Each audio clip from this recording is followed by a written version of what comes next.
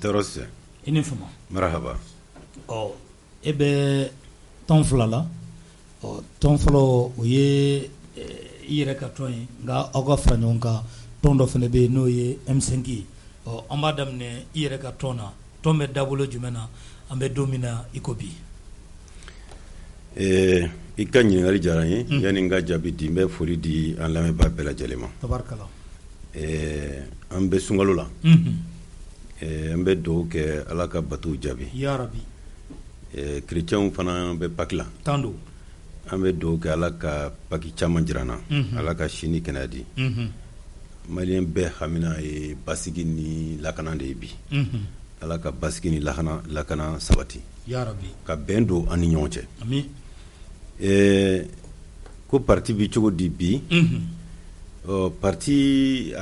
ani Mali yɛrɛ ka surun. Tabarikala. Donc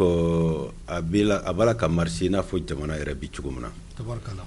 Ni lakana bati jamana kɔnɔ. Ni jamana ma basigi i b'a sɔrɔ hali politique baara bɛɛ o cogo kelen na. Tiɲɛ don. An delila ka ɲɛfɔ yan. Conseiller 111 ɲɔgɔnna b'an bolo ani maire 5. Tabarikala. An bɛ baara la hali bi. Mais parti ko hakilila min bɛ anw na o tɛ. Parti ko ye min y'anw fɛ parti ye école de. Tan don. Donc hakilila min bɛ an ka politique ko la n'an b'a fɔ o ma PNP par nous pouvons anw yɛrɛ kolo la an bɛ se o cikan min bɛ anw da o kuma min bɛ anw da o de nafa ka bon anw bolo kosɛbɛ. Tabarikala. Parti ye APM Maliko ye Alliance pour le Mali Maliko. O kɔfɛ an bɛ jɛkulu dɔ la a bɛ fɔ o ma ko AR Mali Alliance pour la refondation du Mali. O ye M5 entité dɔ ye. M5 ye c'est mouvement du 5 juin rassemblement des forces patriotiques an b'o la. Ne yɛrɛ bɛ o comité stratégique la. E yɛrɛ bɛ o comité stratégique la an y'a ye waati min na wulikajɔw kɛra aw jɔyɔrɔ bonyana kosɛbɛ fo kana se bi ma nka M5 a bɛ i n'a fɔ an bɛ don min na i ko bi ni bana t'a la a bɛ nimakaran na dɛ walima di. Bon nimakaran tɛ ne hakili ni mɔgɔw farala ɲɔgɔn kan ka baara kɛ ni ko an ka jɛ bamananw ko ten segu an b'o de fɔ ni ko an ka jɛ dɔrɔn ko an ka kɛlɛ. Tan don. A t'i ɲɛ furugu kɔ. Ni a ye kɛlɛ kɛ i b'a sɔrɔ contradiction principale bɛ yen n'o wulila ka bɔ yen i b'a sɔrɔ différence min b'aw ni ɲɔgɔn cɛ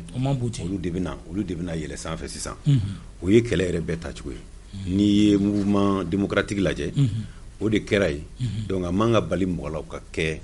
aussi M5 fana na min ka gɛlɛn mɔgɔw ka dépassement kɛ ka ego to yen ka waati cogo lajɛ jamana jigi b'an ka cogo min na k'o lajɛ ka ko caman mun u tɔgɔ la an ka sɔrɔ ka tɛmɛ n'a ye Mali kama o de ka gɛlɛn. N'i y'a i ka kuma faamu o b'a jira k'a fɔ M5 kɔnɔ ko dɔ kɔni bɛ yen mun de don i bɛ se ka mun de ɲɛfɔ lamɛnbaaw ye bi komi e yɛrɛ bɛ jɛkulu la jɛkulu min bɛ décision ta comité stratégique mun de bɛ M5 kɔnɔ bi jɔyɔrɔ ko kɛlɛ don wa. Min bɛ M5 kɔnɔ o ye fini nɔgɔlen ye. O bɛ ko so kɔnɔ. Segu kɔnɔ an b'an ka fini nɔgɔ ko so kɔnɔ de. E ko. Donc an bɛna fini in ko fɔlɔ so kɔnɔ n'an sera k'a ko so kɔnɔ an bɔ n'a jɛlen ye k'a jira mɔgɔ la o de ka d'an ye. N'an dɛsɛra tuma min na an bɛ sɔrɔ ka bɔ k'a kuma fɔ kɛnɛma. Tabarikala. An y'a ye sigikafɔba min kɛra i jɔyɔrɔ bonyana a la kosɛbɛ a labɛnw ta fanfɛla la yala an bɛ se k'a fɔ ko assise nationale a kɛra réussite ye est-ce que o bɛ se ka fɔ an bɛ don min na i ko bi laɲini o sabatira. An ka parti la parti dilanlen élection kɛra an taara la depuis parti dilanla an ka parti ka candidat tun bɛ 2018 élection na. Tabarikala. O kun ye ne yɛrɛ ye. Tabarikala. An ka programme na an y'a fɔ ko ka Mali refondation kɛ. Ka jɔsen kuraw di Mali ma. Ka jɔsen kura di Mali ma. O kɔfɛ tuguni an ni parti fila tilala ka fara ɲɔgɔn kan. An ye fɛn dɔw créer ɲɔgɔn fɛ pacte malien pour la refondation. O fana kɔfɛ an dontɔ M5 la an donna regroupement na o fana tɔgɔ ko Alliance pour la refondation du Mali o kɔrɔ ye ko assise nationale ye an ka laɲini ye assise nationale ye anw hamina ye an ka parti parce que anw tigɛlen don a kan ko jamana in bɛ yɔrɔ min na bi tant qu'an ma kura sigi a tɛ se ka taa n bɛ to ka a fɔ mɔgɔw ye kuma caman n ko Mali au 15e siècle an kun bɛ mɔgɔw ɲɛ opéré étudiant min kun bɛ Tombouctou a ka ca 22 000 étudiants o kun bɛ Tombouctou o ni Égypte université de kun bɛ niveau kelen na waati 15e siècle la 15e siècle la au 15e siècle de États-Unis découverte kɛra a bɛ kɛ jamana ɲɛmaakɔrɔ ka kuma ye dɛ anw bɛ yan mɛnna dɛ anw bɛ yan nɔ a mɛnna dɛ n'i y'o jamana jiginnen ye ka bin fo ka se yɔrɔ dɔ la donc ni waati dɔ sera i b'i yɛrɛ ɲininka mun de y'a sɔrɔ donc o ti ɲɛ fo ka sigi k'a lajɛ mun bana de bɛ dugu in na jamana in na donc an miirila o la o de kama a fɔra dɔrɔn ko assise nationale bɛna kɛ anw fɛ an ko tabarikala anw fɛ fana a kɛra baara ɲuman ye tabarikala a kɛra waati min kɔnɔ a jiginna ka se niveau min na o de tun y'an ka laɲini ye parce que ala ni fanga kɔrɔ ma ɲɔgɔn faamuya o de la denni la an fɛ a ka jigi ka taa fo commune de la tabarikala tant que n'a jiginna commune na village an ka dugulamɔgɔw de bɛ na commune na ka na kuma donc n'o kɛra dɔrɔn bɛɛ da b'a la mais n'i y'a daminɛ cercle la ka yɛlɛ dɔrɔn mɔgɔ da t'a la n'i ye assise nationale jateminɛ a daminɛna commune na yala kulu min sigira sen kan k'a labɛn n ko e yɛrɛ de tun ye kulu in ɲɛmaa ye kulu fila de kɛra kulu fɔlɔ o tun y'a terme de référence ye terme de référence baara bɛna taa sira min fɛ ko o sira jɛya ne tun y'o ɲɛmɔgɔ ye après kulu wɛrɛ tilala ka sigi tuguni a organisation yɛrɛ la ka tila ka panel dɔ fana sigi o la donc o kɛra mise en œuvre ye a baara ninnu taabolo a kɔni bɛnna anw ma wa a daminɛna yɔrɔ min na a kɛra cogo min na mɔgɔ minnu da donna na an hakili la a kɛcogo ɲɛna an ka laɲini kun don tabarikala an bɛ tila ka don a kɔnɔla la ka développer sabula ni premier ministre ka tagali CNT kɔnɔ o bɛ tali kɛ ɲɔgɔn na yala anw ni CEDEAO mun de la an dɛsɛlen don ka bɛn bi an dɛsɛlen don ka bɛn bari sabu an ka jɛtu tɛ kelen ye CEDEAO ka sariyaw kɔnɔ ni rupture démocratique kɛra rupture démocratique ye élection tɛ fanga yɛlɛmana a bɛ fɔ o ma rupture démocratique fanga yɛlɛmana ka sɔrɔ élection ma kɛ n'o kɛra dɔrɔn olu b'a fɔ ko fo ka élection organiser o de ye CEDEAO taabolo ye o ka ɲi mais anw ka problème ye min ye a bini ka san 10 bɔ anw bɛ talon ka bin an bɛ talon ka bin an bɛ talon ka bin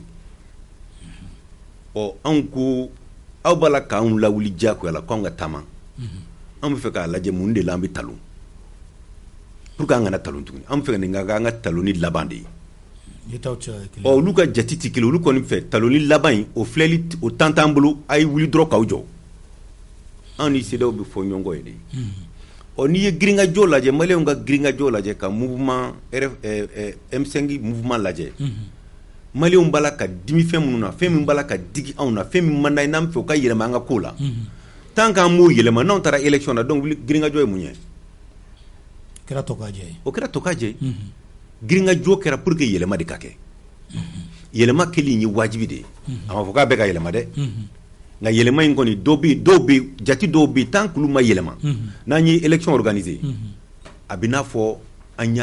y'a ta yɔrɔ kɔrɔ min na a b'o yɔrɔ kelen na yen o bɛ mun ye o tɛ foyi ye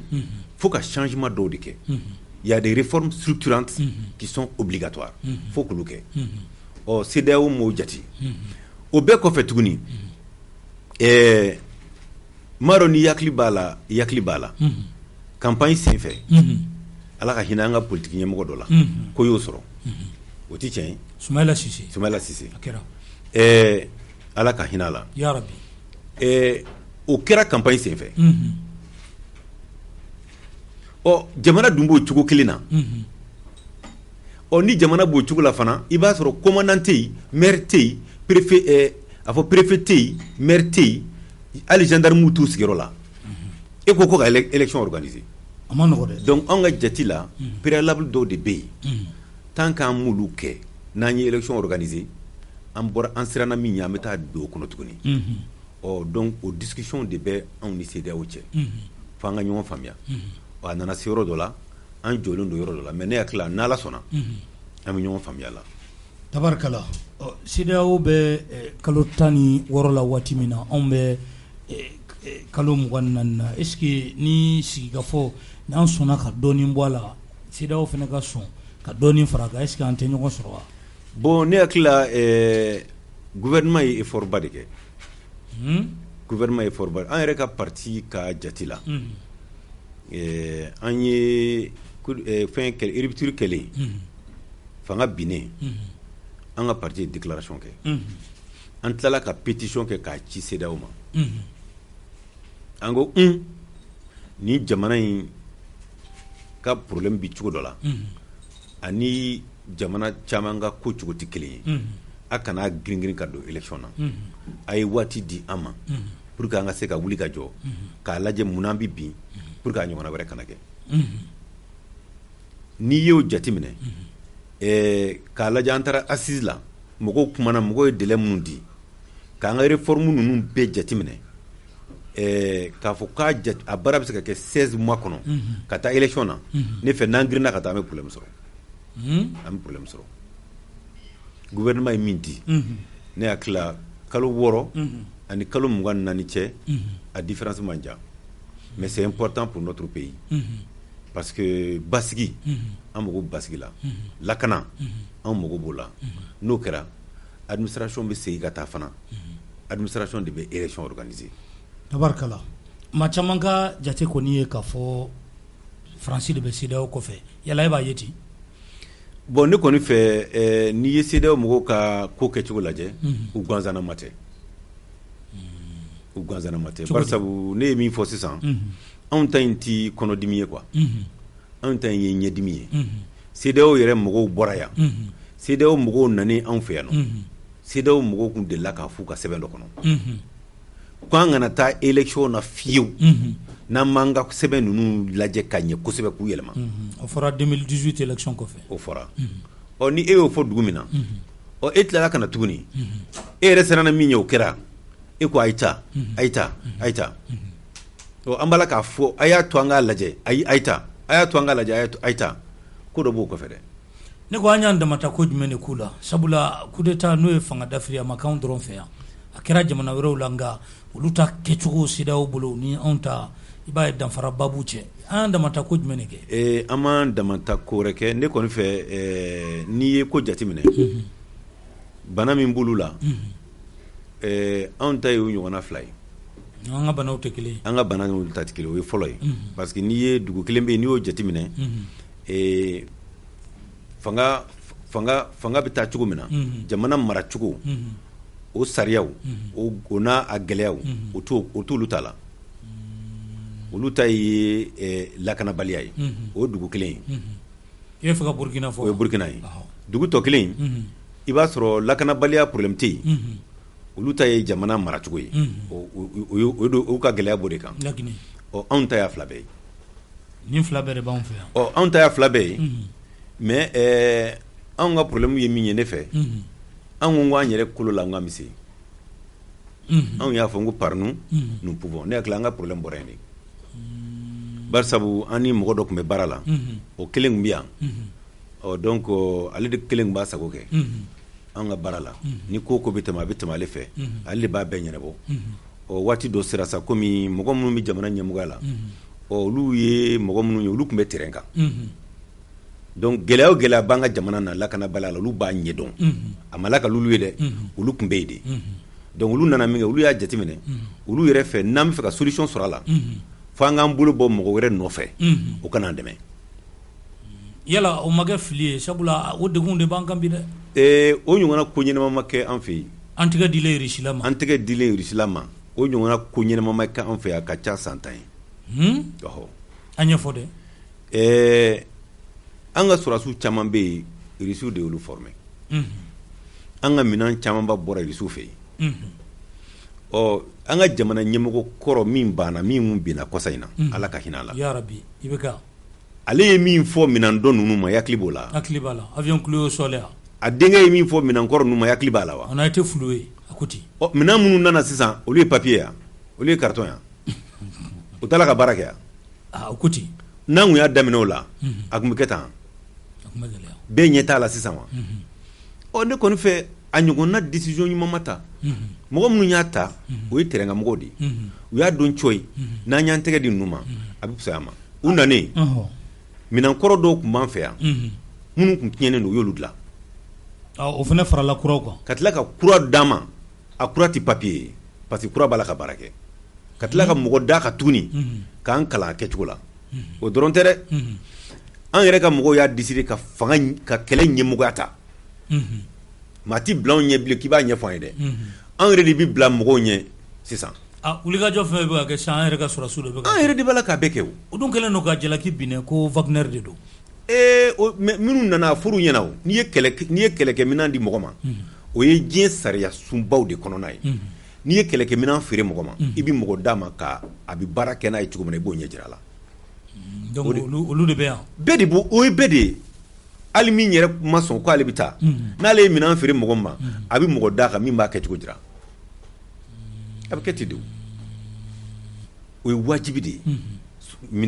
kɛlɛkɛminɛnko la o ye wajibi de ye o de bɛ anw fɛ yan maintenant olu bɛ tɔgɔ da la tɔgɔ min ka d'u ye peut-être pour que k'anw tɔgɔ tiɲɛ hali n'an ka sɔrɔsiw ye baara fana kɛ u bɛ essayer ka siga don o la i n'a fɔ an ka sɔrɔsiw tɛ se k'a kɛ mɔgɔ wɛrɛ de b'a k'an place la mɔgɔ t'a la k'anw ta k'an place la koyi an yɛrɛ de bɛ k'a kɛ an ka sɔrɔsiw de bɛ kɛlɛ la mais min bɛ maaw dabali ban o de ye k'a fɔ kalo 3 kalo 4 ni ɲɔgɔn cɛ dɔrɔn ka sɛnɛ k'an ka wolomasiri tabaw ka fanga dɔ don o la fanga bɛ maa dabali ban quoi fɔlɔ i tun b'a ye k'a fɔ k'anw bɛ ci i b'a mɛn ko sɔrɔsiw k'u bolila ka kɛlɛkɛminɛnw to yen ka sisan o bɛɛ de yɛlɛmara kalo 3 kalo 4 kɔnɔ yala i ye fanga jumɛn de sɔrɔ kɛlɛ ye minanko ye kɛlɛ ye kalan ye kɛlɛ ye fɛɛrɛ ye kɛlɛ ye jagɛlɛya ye fɔlɔ jamana fan dɔ bɛ yen ni mankan wulila ni k'i bɛ pankuru ta ka boli ka taa ɲɛnɛbɔ i tun bɛ tɛmɛ an jɛɲɔgɔn jamana in de fɛ fɔlɔ k'olu ɲininka k'i bɛ fɛ ka pankuru ta ka taa yɔrɔ in na an yɛrɛ ka jamana kɔnɔ yan an yɛrɛ ka jamana kɔnɔ n'an bɛ fɛ ka kirunin kɛ sisan fo an ka Faransi ɲininka i b'olu ɲininka fɔlɔ u b'a jate minɛ parce que olu ka mɔgɔw b'a yɔrɔ la u bɛ siran an ka fɛn kana taa bɛn u kan donc olu b'a lajɛ fɔlɔ i bɛ taa dulu ma jihadisi nanen don kɛlɛkɛlaw nanen don olu t'o kɔnɔ an tɛ tubabu ko k'an ka mɔgɔ la sisan o tɛ yen bilen a coordination bɛɛ bɛ an yɛrɛ de bolo an yɛrɛ de b'a bɛɛ jalatigɛ minɛn ɲumanw b'an bolo donc ni sɔrɔsiw ye kɛlɛ daminɛ n'u ye pankunu wele miniti 15 miniti 10 pankunu sera i ja bɛ gɛlɛya parce que i b'a dɔn ko dɔ b'i kɔfɛ u formenen don ka ɲɛ kɛlɛ fana na fɛɛrɛ b'a la information fana b'a la n'i ye jamana jate minɛ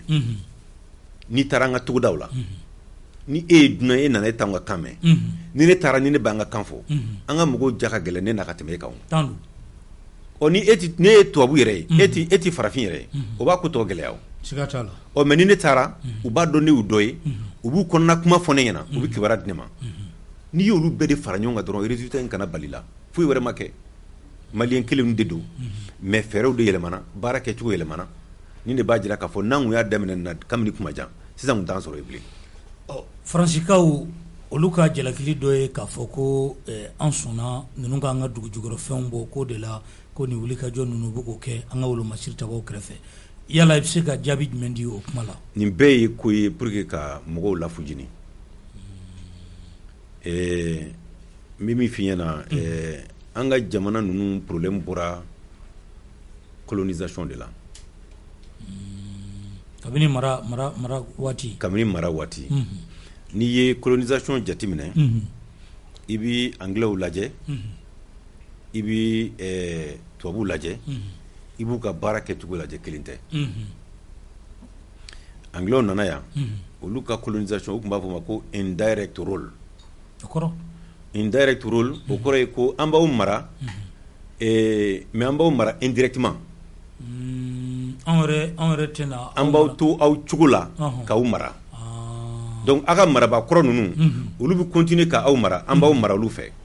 n'u nana masakɛ min sɔrɔ yan mara bɛ to masakɛ bolo voilà nka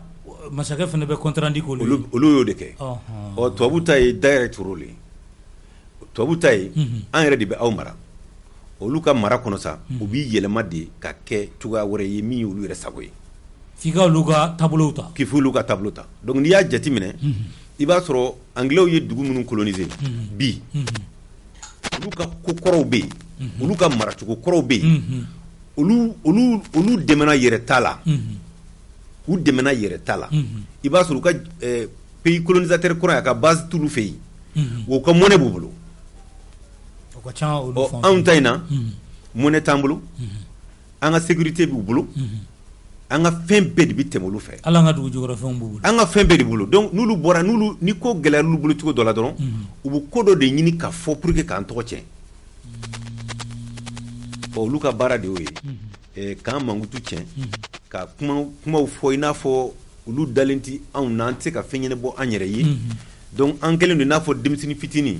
ka i b'an bolo de minɛ an ka kuma caman tun bɛ fɔ Nations Unies na mais Faransi de tun b'a fɔ ne ko o dabilala nin y'o bannen o banna a mɛnna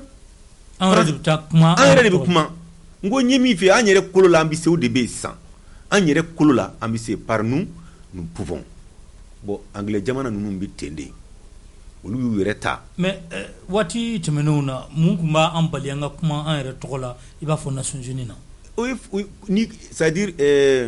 mara kɛcogo de tun b'a kɛ wa mara kɛcogo de don mina anecdote dɔ lakali ye a bɛ temps dɔɔni ta anglais selen Inde olu de ye indiens coloniser o y'a sɔrɔ indiens bɛ sama siri u b'a siri ni garini ye quoi o y'a ye ko nka aw bɛ nin kɛ cogo di ni fɛn belebeleba ye aw bɛ nin juru fitinin siri o la n'a y'a sama dɔrɔn a bɛ tigɛ u yɛlɛla k'a t'a tigɛ u k'a t'a tigɛ mun na u ko a fitinin juru belebele de tun b'a la a y'a sama ka dɛsɛ donc an ye juru in dɔgɔya ka juru in dɔgɔya a sera yɔrɔ dɔ la sisan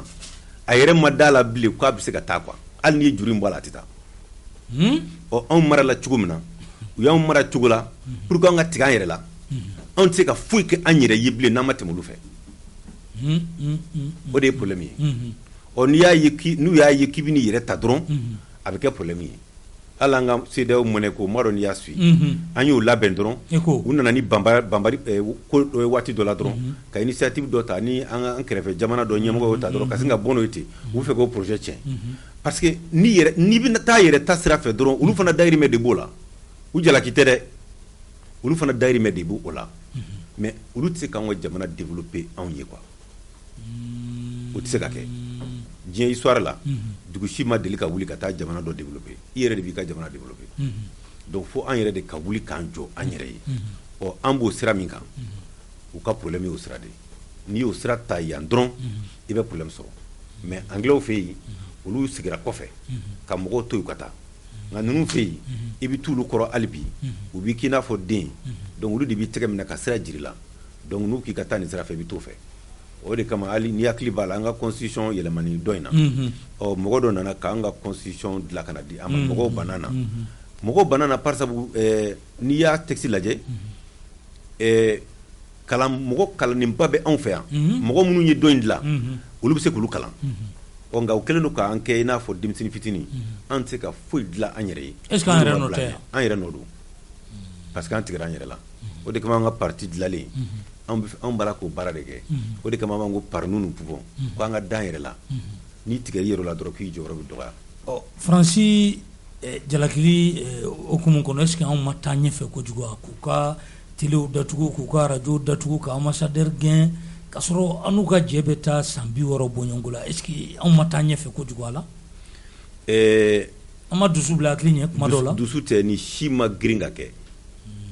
ni dan sagora ka ban dɔrɔn ko dɔ de bɛ kɛ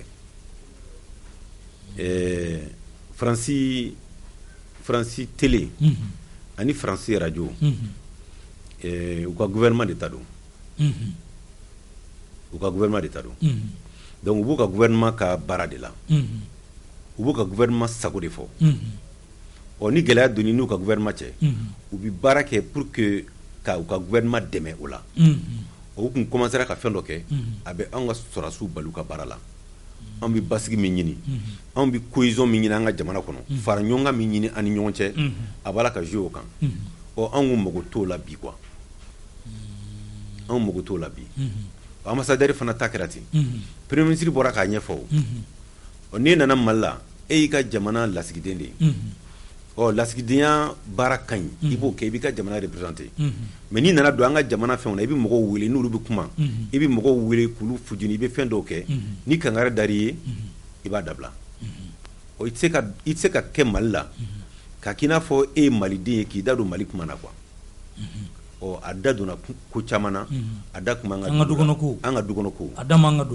don la a fɔra ye ka dɛsɛ a ma sɔn donc o de nana ni nin ye sinon an ni France bi cogo min na nin décision siya tali ka gɛlɛ an ka jamanaw kɔnɔ quoi mais n'i y'a ye mɔgɔ sera o yɔrɔ la dan de sagora donc ne fɛ dusu ma bila hakili ye dɛ hakili ye baara de kɛ k'a ye coyi tant qu'an ma se nin yɔrɔ in na an tɛ lafiya an tɛ lafiya tabarikala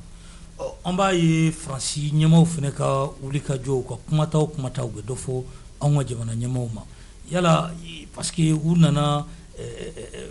kafɔdiyaso de fɛ n'o ye coup d'état ye o de la u bɛ kuma tan est-ce que dɔgɔyama fana tɛ kuma dɔw la ka ɲɛsin anw ma mun bɛ kan u bila anw na tan dɔgɔyalima don coup d'état ko tɛ o n'o tɛ n'i y'a jateminɛ jamana dɔ bɛ yen nɔ Faransi nana n'o ye kan u dɛmɛ an ka kɛlɛ la yan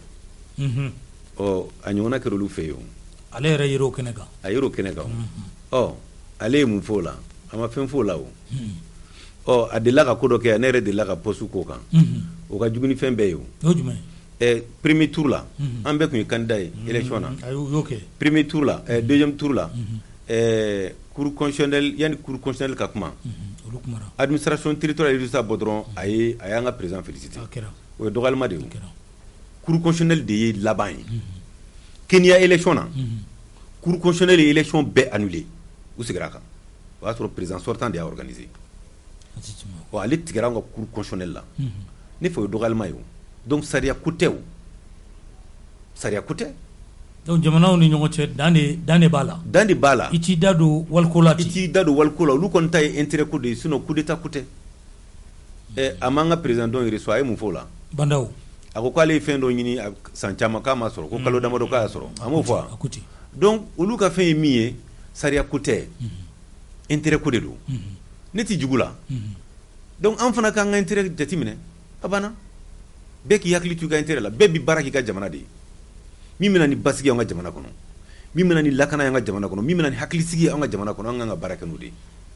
ale fana baara kɛ n'a ta ye ne tɛ jigin a la kalataw b'u fɛ yen a garisɛgɛ ka bon kosɛbɛ ka tɛmɛ ni ala nana kɛ a ka se sɔrɔ yala o tɛ jɔrɔna ko dɔ ye an ka jamana bolo bi Emmanuel Macron a bɛɛ ye kelen ale gagné o dɔ in gagné o u bɛ élection k'u ka jamana de ye wa olu fɛ yen nɔ u hakili b'u ka jamana na u hakili b'u ka jamanadenw na hali n'i nana ni mɔgɔ wɛrɛ ye min t'ale ye a b'a k'i n'a fɔ ale ta in cogo dutu foyi t'o la o de ka ɲi o de kama o élection ninnu mɔgɔw b'a a essayer k'u b'u jigi da olu kan ko ni karisa nana k'o ka ɲi a ma ni karisa nana o ka ɲi a ma jamana wɛrɛ élection tɛ anw ka jate la o an yɛrɛ ka élection de kan ka kɛ an ka jate la an ka président ɲuman sɔrɔ de kan ka kɛ an hakilila ye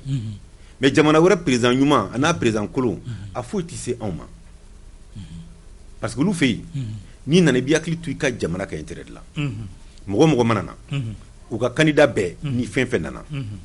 a b'a kɛ ale ta cogo in na a bɛɛ ye kelen a tɛ sira bila dɛ u ka sira in bɛɛ ye kelen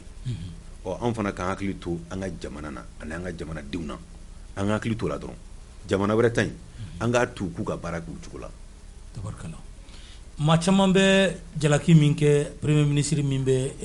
fanga kunna bi maa caman bɛ jalaki min k'a la o de ye k'a fɔ ko a ma se ka mɔgɔw fara ɲɔgɔn kan assise dun kɛra yala fara ɲɔgɔn kan na sugu jumɛn de ko don.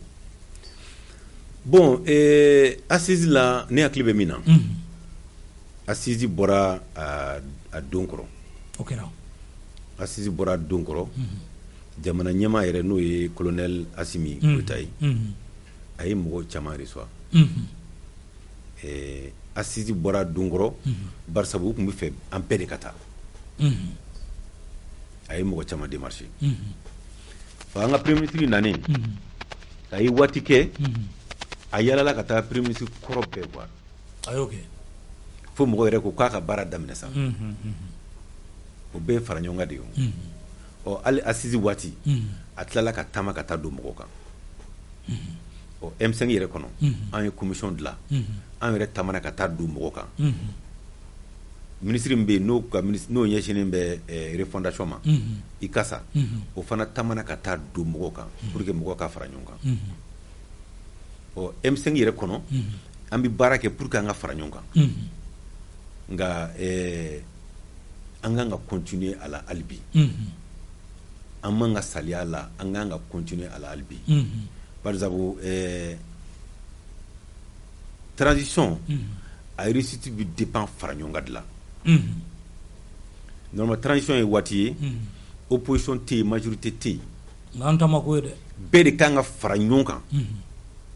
an kan ka ko gɛlɛya dabila n ye min fɔ kuma bɛɛ k'a fɔ jamana b'a la k'an lajɛ anw politiki ɲɛmɔgɔw leader d'opinion mɔgɔ minnu bɛ Mali ɲɛmɔgɔya la jamana bɛɛ jigi bɛ anw de kan bi jamana in dɔrɔn tɛ dɛ farafinna yɛrɛ b'a la ka anw filɛ olu fana jigi bɛ anw kan bi n'an y'an miir'o la an k'an ka ɲinɛ an yɛrɛ kɔ quoi ko ni nin waati in tɛ ni nin ko in kun kɛra ne na a kun tɛ kɛ tan nka nin waati kama ne bɛ n to yen n b'a mun tɔgɔ la ka tɛmɛ ɔ anw dɛsɛlen b'o de la fo mɔgɔ caman ka se k'aw de kɛ an ka ko sama-samani ni ko gɛlɛya dabila ka fara ɲɔgɔn kan ka Mali dɔrɔn lajɛ ɔ ne hakili la o de bi an caman jɛ fo an ka se o yɔrɔ ma quoi ne fɛ problème bɛ yen de dɔw dun taara fo ka taa fɔ ko ka premier ministre ko k'a labila sabula ko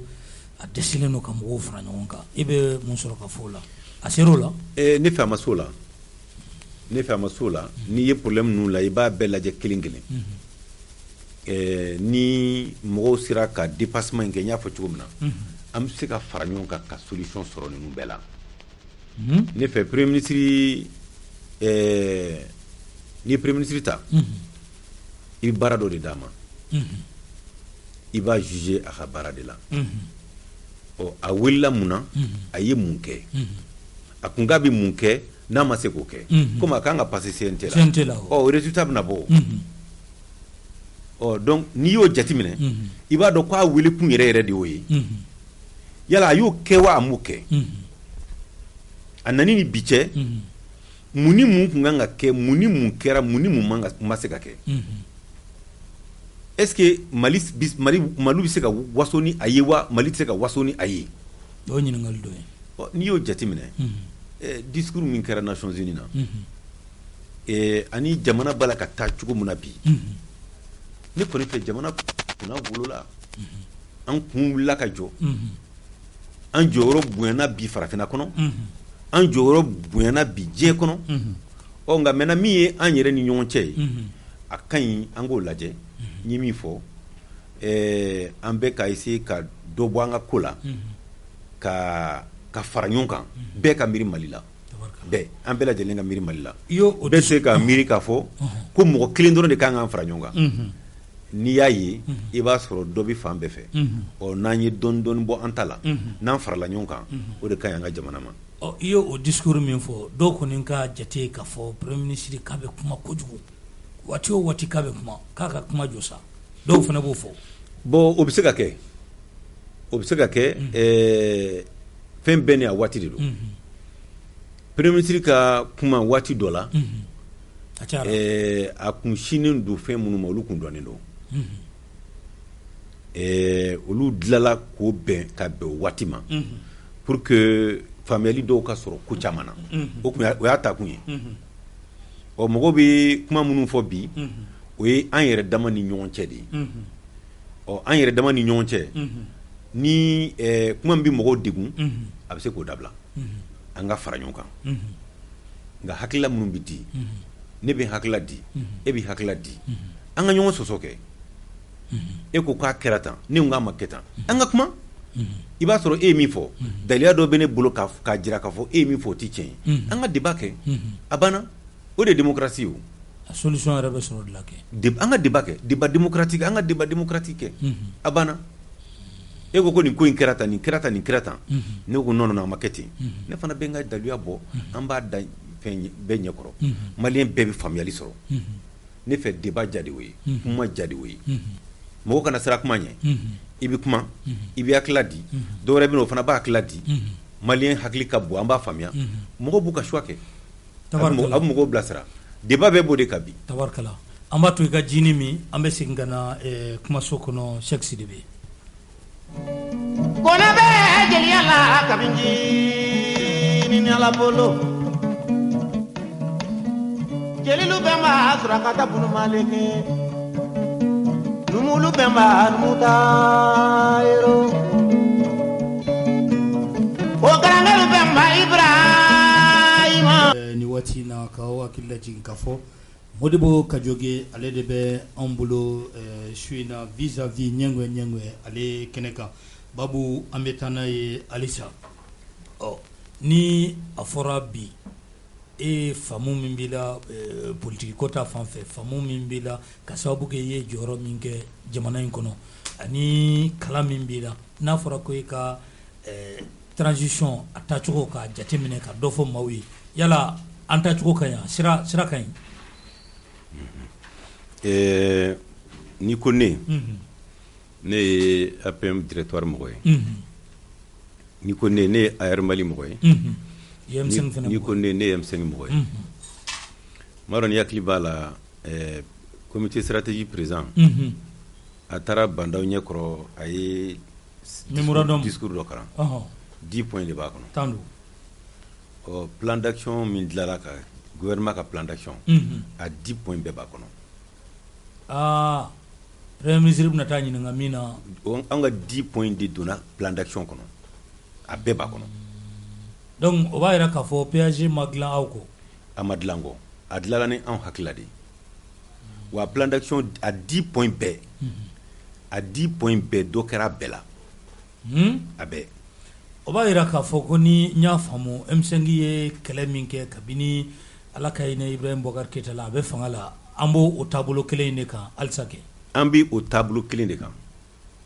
a points bɛ yen nɔ mɔgɔw bɛ to ka ɲinɛ a kɔ a point fɔlɔ tun ye la lutte implacable contre la corruption ka yuruguyurugu kɛlɛ o baara kɔni daminɛra nka an b'a ye est ce que a ma jɔ a bɛ sen na o hali kɔsa nin na a kuma ma wuli yan maa dɔw minɛra dɔrɔn an y'a ye kuma yuruguyurugu mankan min tun b'a kɔ o mankan sumayara minɛ yuruguyurugu kɛlɛli bɛ dépend juge ka rythme de la juge ka rythme fana bɛ dépend dossier kɔnɔna ɲinini de la fo ka sɛgɛsɛgɛliw kɛ ka ko fara ɲɔgɔn kan n'i y'a haraba dɔrɔn i bɛ bɔ sariya kɔnɔ a filanan c'était la mise en œuvre de véritables poursuites judiciaires contre les commanditaires, auteurs et complices des tueries et exactions contre les victimes de la crise. Crise ne ko ko yɛrɛ bɛ a bɛ dabolo jumɛn na procédure bɛ sen na mɔgɔw caman minɛna la victime yɛrɛ bi yɛrɛ victime yɛrɛ n'u somɔgɔw nana M5 siège la Bitar fɛ bi suntigɛ kɛra o de tun bɛ yen bi o tun bɛ yen bi u donna fana dans le cadre des pupilles des pupilles de la nation en tout cas des victimes comme les victimes des autres années au faralulu kan pour leur prise en charge a sabanan l'audit du patrimoine immobilier conseil des ministres dɔ kɛra lamamɛ a tɛ tɛmɛ mercredi 2 kan u y'a point kɛ o rapport kɛra o la l'organisation des assises nationales ANR o ye 4nan ye 5nan la révision consensuelle et inclusive de la constitution o bɛ assise mise en œuvre kɔnɔ 6nan la relecture de l'accord pour la paix yala a b'a kɔnɔ relecture intelligente a b'an ka débat kɔnɔ a 7nan la mise en place d'un organe unique de gestion des élections o fana b'a la o kɛra o sɛbɛn bɛ fɛn na bi CNT la bi a 8nan c'était la dissolution du gouvernement et l'actuel CNT c'était le CNT et le gouvernement kɔni dissoudra CNT ta o débat bɛ sen na à Konodona, la fin de la répression des manifestations démocratiques et pacifiques. À Tana, c'était la création de conditions sécuritaires sans lesquelles le retour de l'administration et la fourniture des services sociaux de base seront des leurs. Conditions sécuritaires, donc à 10 points clés. Ni non y APMI, on y ARI, ni on y M5. On se kadore fotugni ko a tableau kanko. On connaît akla a balakata on va hakila fait. On fait transition tableau kanko sebe. Kuma wɛrɛ bɛ ka fɔ a la n'o de ye ka CNT ka élargi ka dɔ fara o jama kan ka dɔ fara gouvernement fana jama kan yala est-ce que nin tɛ dépense wɛrɛ natɔ ye fara jamana dépense kɔrɔw kan alors que an dun bɛ embargo b'an kan. No CNT ni CNT jama ni dɔ fara CNT jama kan tant qu'il ma collectif budgétaire kɛ o kɔrɔ ye ko wari min bɛ yen dɛ k'a bɛ ɲɛnabɔ n'o de ye quoi foyi ti fara wari kan. Collectif budgétaire maquet. Collectif budgétaire ka budget révisé. C'est-à-dire qu'à fond Moussaka Ben Watima, CNT remane, en segera budget ka révisé. Donc ay do faraka. Ya di mo kuma men. O ma fofolo. O ti. Donc o kore ko Moussaka mbi. Barabe kenodi. Alni ma kuraw be do lu sarabe. Alni mo kuraw do a bebe nyene bono war kelen. Foti faraka. Donc o de a dabara hakla mun kama fana. Olu fana fora mɔgɔ caman y'u plaint baara kɛcogo ma ɲɛ mɔgɔ caman fɛn caman fɔ a la k'a lajɛ an bɛ se ka kɛ cogo di pour que mɔgɔ caman ka se ka taa don mɔgɔ bɛɛ da ka se ka don jamana ko in na n y'a fɔ cogo min na transition fana diya y'o de ye fara ɲɔgɔn kan dunni tɛ jamanaden caman bɛ ka jate ten de dɛ ko minnu bɛ mankan na k'u ka dɔɔni d'u ma u k'u man ko dunni tɛ a ka ɲi transition na maliyɛn caman da ka don Mali ko la o de ka ɲi transition diya y'o de ye dunni tɛ tabarkala yala aw ka plainte min tun bɛ Cour suprême na a bɛ dabolo jumɛn na M5 CNT cili la plainte bɛ o bɛ juge de bolo aw m'a retiré an m'a retiré a bɛ yen juge ka waati ani an ka waati tɛ kelen plainte bɛ yen donc ni olu ma jaabi di sinon an m'a retiré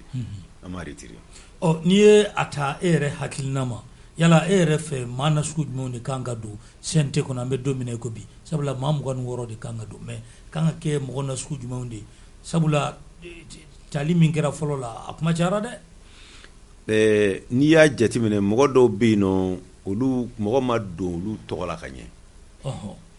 i b'a fɔ fangakɔrɔ mɔgɔw wa fangakɔrɔ mɔgɔ tɛ politiki tɔnw b'a la M5 yɛrɛ mɔgɔ 8 de kun kan ka don ne hakili la mais M5 ma mɔgɔ di politique mɔgɔ mun hali n'o y'a sɔrɔ M5 mɔgɔ b'a kɔnɔ ka sɔrɔ u ma taa M5 tɔgɔ la politique tɔn minnu fana bɛ yen nɔ olu fana kun kan ka mɔgɔ di olu fana ma mɔgɔ di hali n'u ka mɔgɔ dɔw b'a kɔnɔ o ni jɛkulu wɛrɛw bɛ yen nɔ o bɛɛ b'o cogo kelen na olu y'u plaint donc a ka ɲi k'olu lajɛ k'a lajɛ a bɛ se ka fara ɲɔgɔn kan cogo min na pour que mɔgɔ ka se ka taa don yen bɛɛ ka se k'i hakilila di Maliko la ne fɛ olu mɔgɔw de kan ka don a kɔnɔ maintenant ni mɔgɔ bɛ don a kɔnɔ modèle minnu kan ka don a kɔnɔ olu dɔnnen don olu fɔlen don fɛn yɛrɛ kɔnɔ mɔgɔ i kan ka kɛ ladiri ye ko man ka y'i nɔfɛ o jatiw fɔlen don mɔgɔ b'i kɔfɛ i bɛ t'olu représenter c'est vrai mais n'i donna yen nɔ n'i donna yen dɔrɔn i yɛrɛ i baara kɛ ni hakilila de fo k'a sɔrɔ o faamuyali fana b'i la n'i donna i bɛ se ka dɔ fara débat kan n'i donna a bɛ se ka débat fana niveau yɛlɛ a dabɔra o de kama tabarikala premier ministre welelen don ni ala ye alamisa don yira n na ka na fɛn min ye CNT a ɲɛfɛ a kana ɲɛfɔli kɛ a ka plan d'action gouvernemental a ye jɔsen 4 k'a la a bɛ adopté waati min na a fɔlɔfɔlɔ ko ka sécurité renforcer ni e ye o jɔsen fɔlɔ in ta k'a lajɛ bi yala k'a fɔ ko e ka kɛ école maître ye ka bigi rouge d'i ma i bɛ joli d'a ma o sira fɛ ɲɛfɔli kɔfɛ walawalali kɔfɛ bon écoleden yɛrɛ ka to ka bigi ta k'a yɛrɛ b'a ka note sɛbɛn a ka gɛlɛn dɔɔnin parce que ne n'ale bɛɛ ye écoleden de ye quoi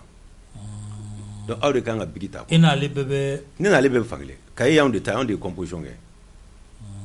donc aw de kan ka bigi ta sisan n'a fɔra i ka ɲɛfɔli kɛ i bɛ mun sɔrɔ ka fɔ a la ne kɔni fɛ aw ye mun de kɛ ne fɛ an ye camanba de kɛ lakana ta fan fɛ ne fɛ lakana ta la an ye camanba de kɛ sabula dɔw bɛ to k'a fɔ fɛnɛ n'an bɛ émission na i b'a ye dɔw b'a fɔ ko an ka sécurité bilan bɔ premier ministre ka bilan na ko sɔrɔsiw yɛrɛ de kelen don ko o ta en charge ko premier ministre ka ko b'a to yen i bɛ mun sɔrɔ ka fɔ o la gouvernement ye jɛkulu de ye premier ministre ye gouvernement ɲɛmɔgɔ ye ministre de la défense ani ministre de la sécurité olu bɛɛ bɛ gouvernement kɔnɔ gouvernement baara de kɛ dans une collégialité équipe de don quoi donc ni baara o baara kɛra gouvernement bɛɛ lajɛlen don a n'a ɲɛmɔgɔ u bɛ baara kɛ président ka impulsion kɔnɔ président de bɛ sira di olu bɛ baara kɛ donc ko mana kɛ k'a fɔ sɔrɔsiw bɛ yan nin bɛ yan o tɛ dɛ nin ye jɛkuluba de ye quoi bɛɛ de bɛ baara kɛ ɲɔgɔn fɛ o sécurité la ne kɔni ka jate la kabini trajectoire nin n'a corrigera rectification depuis o kɛra ne fɛ sécurité la tɔba bɛ kɔfɛ dɛ mais dɔ kɛra la a ye mun de kɛ sécurité la aw ye mun kɛ an ye kɛlɛ ɲɛmɔgɔya ta an ye minɛnw san an gɛrɛla dugudenw na kosɛbɛ an ye kɛlɛ fana ka mɔgɔw kalan kosɛbɛ ka tɛmɛ kɔrɔlen cogo kan ka dɔ bɔ forojeni na ka dɔ bɔ siratigɛ la bi yɔrɔ caman kun bɛ yen tagasigi kun tɛ se ka k'olu ni ɲɔgɔn cɛ bi a bɛ se ka kɛ bi sugu dɔw kun bɛ olu kun datugura o sugu dayɛlɛla dɔgɔtɔrɔso dɔw ni kalanso dɔw bɛ yen nɔ a kuma bɛna fɔ a ye don dɔ la olu kun datugura olu b'a la ka dayɛlɛ ne fɛ lakana sira la jamana in anw bɛ cogo min na bi an kɛrɛfɛ jamana caman bɛ olu ɲɛ bɔlen don anw fɛ lakana ta fan fɛ o b'a to ni bɛ ɲininkali dɔ k'i la i da sera kɛlɛkɛminɛn ko ma yala wari wɛrɛ de bɛ ka na jamana in kɔnɔ wari min kun tɛ ka kɔrɔ n'aw bɛ ka kɛlɛkɛminɛn san n'o ye wa walima ni wari bɛ ka bɔ min de sabula fanga a bɛ fɔ fanga min ma ko élection kɛra ka fanga min sigi o ma se ka min kɛ kɛlɛkɛminɛn ta fan fɛ aw bɛ se k'o kɛ cogo di wari bɛ ka bɔ min walima min bɛ ka fɔ siga b'a la de non siga t'a la en réalité n'i y'a jateminɛ kɛlɛ bɛ kɛ ni nafolo de ye nin wari in kun bɛ n ka kɔrɔ wa a wari kun bɛ yen kɛlɛ bɛ kɛ ni nafolo ye choix de don ministre de la défense delila ka kuma dɔ fɔ a nani minɛn dɔw nana a y'a kuma fɔ a ko ka foli di jamana ɲɛmɔgɔ ma ka foli di premier ministre ka foli di malidenw ma u ye effort min kɛ k'a don minɛn na n'i taara an ka gouvernement n'i ye gouvernement fonctionnement lajɛ bi ni mɔgɔ dɔn minnu bɛ baara kɛ fonction publique la ani minnu bɛ cabinet ni présidence ni fana e k'u ɲininka o b'a f'i ɲɛna u ye caman bɔ u ka ko caman na mission caman bɔr'olu la carburant bɛ d'u ma caman bɔr'o la hali mobili bɛ dilan ni wari min ye caman bɔr'olu la fɛn caman bɛ u y'olu bɛɛ bɔ a la ka sɔrɔ ka wari fanba ɲɛsin a kan ka taa yɔrɔ min na pour que an ka jamana ka se ka lakana wari kura mana dɛ wari kura mana kɔrɔlen de don nka sisan dunni min ni wari tiɲɛ fu min tun b'a la o de bɔra la fɛn fɛn bɛ yen n'o ti essentiel ye u y'o bɛɛ bila u jiginna wɛrɛ jukɔrɔ tuguni fɛn caman bɛ yen u dabilala bi mɔgɔw yɛrɛ b'u ka mission n'u ka fɛnw kɛ gɛlɛyaba la bi gouvernement peut-être que premier ministre da bɛ sɔn ka don a la n'a sera CNT la mɔgɔw u ye fɛn caman de réduit donc ka sɔrɔ k'a fanba ɲɛsin lakana ma a b'a la ka san n'o de ye ministre de la défense y'a fɔ a ko an b'a la ka nin fɛn fɛn san k'an b'a la k'a san ni an ka maliyɛnw ka impôt de ye o ye tiɲɛ de ye donc wari ma bɔ yɔrɔ si wari in de ɲɛsinnen don a ma u b'a la ka fɛn san n'o de ye kunnafoli fana ta fan fɛ an y'a ye kunnafoli minnu bɛ ka di sisan baara bɛ ka kɛ n'a ye yala fɔlɔ baara kun tɛ kɛ n'a ye parce que an ye mura ta ye o labɛnna cogo min na kunnafoliw sɔrɔla cogo min na ka tila ka baara ka kɛ réussite ye yala mɔgɔw de yɛlɛmara wa walima mun de don walima kunnafoli de bɛ ka ta ba la sisan ou bien minɛn kura minnu nana olu de bɛ ka kɛ sababu ye ni kunnafoli jɛlen bɛ ka sɔrɔ sisan baara ka kɛ n'a ye i ka nin ɲininkali diyara n ye a ka di n ye maliyɛnw ka an ka finitigiw ka comportement jateminɛ sisan kosɛbɛ k'u hakili to a la sɔrɔdasi bɛ dépend ɲɛmɔgɔyaso de la quoi u ka ko faamuya cogo u ka kɛlɛ kɛcogo u n'u ka kɛlɛ dɔn an ka sɔrɔdasiw professionnalisera de sisan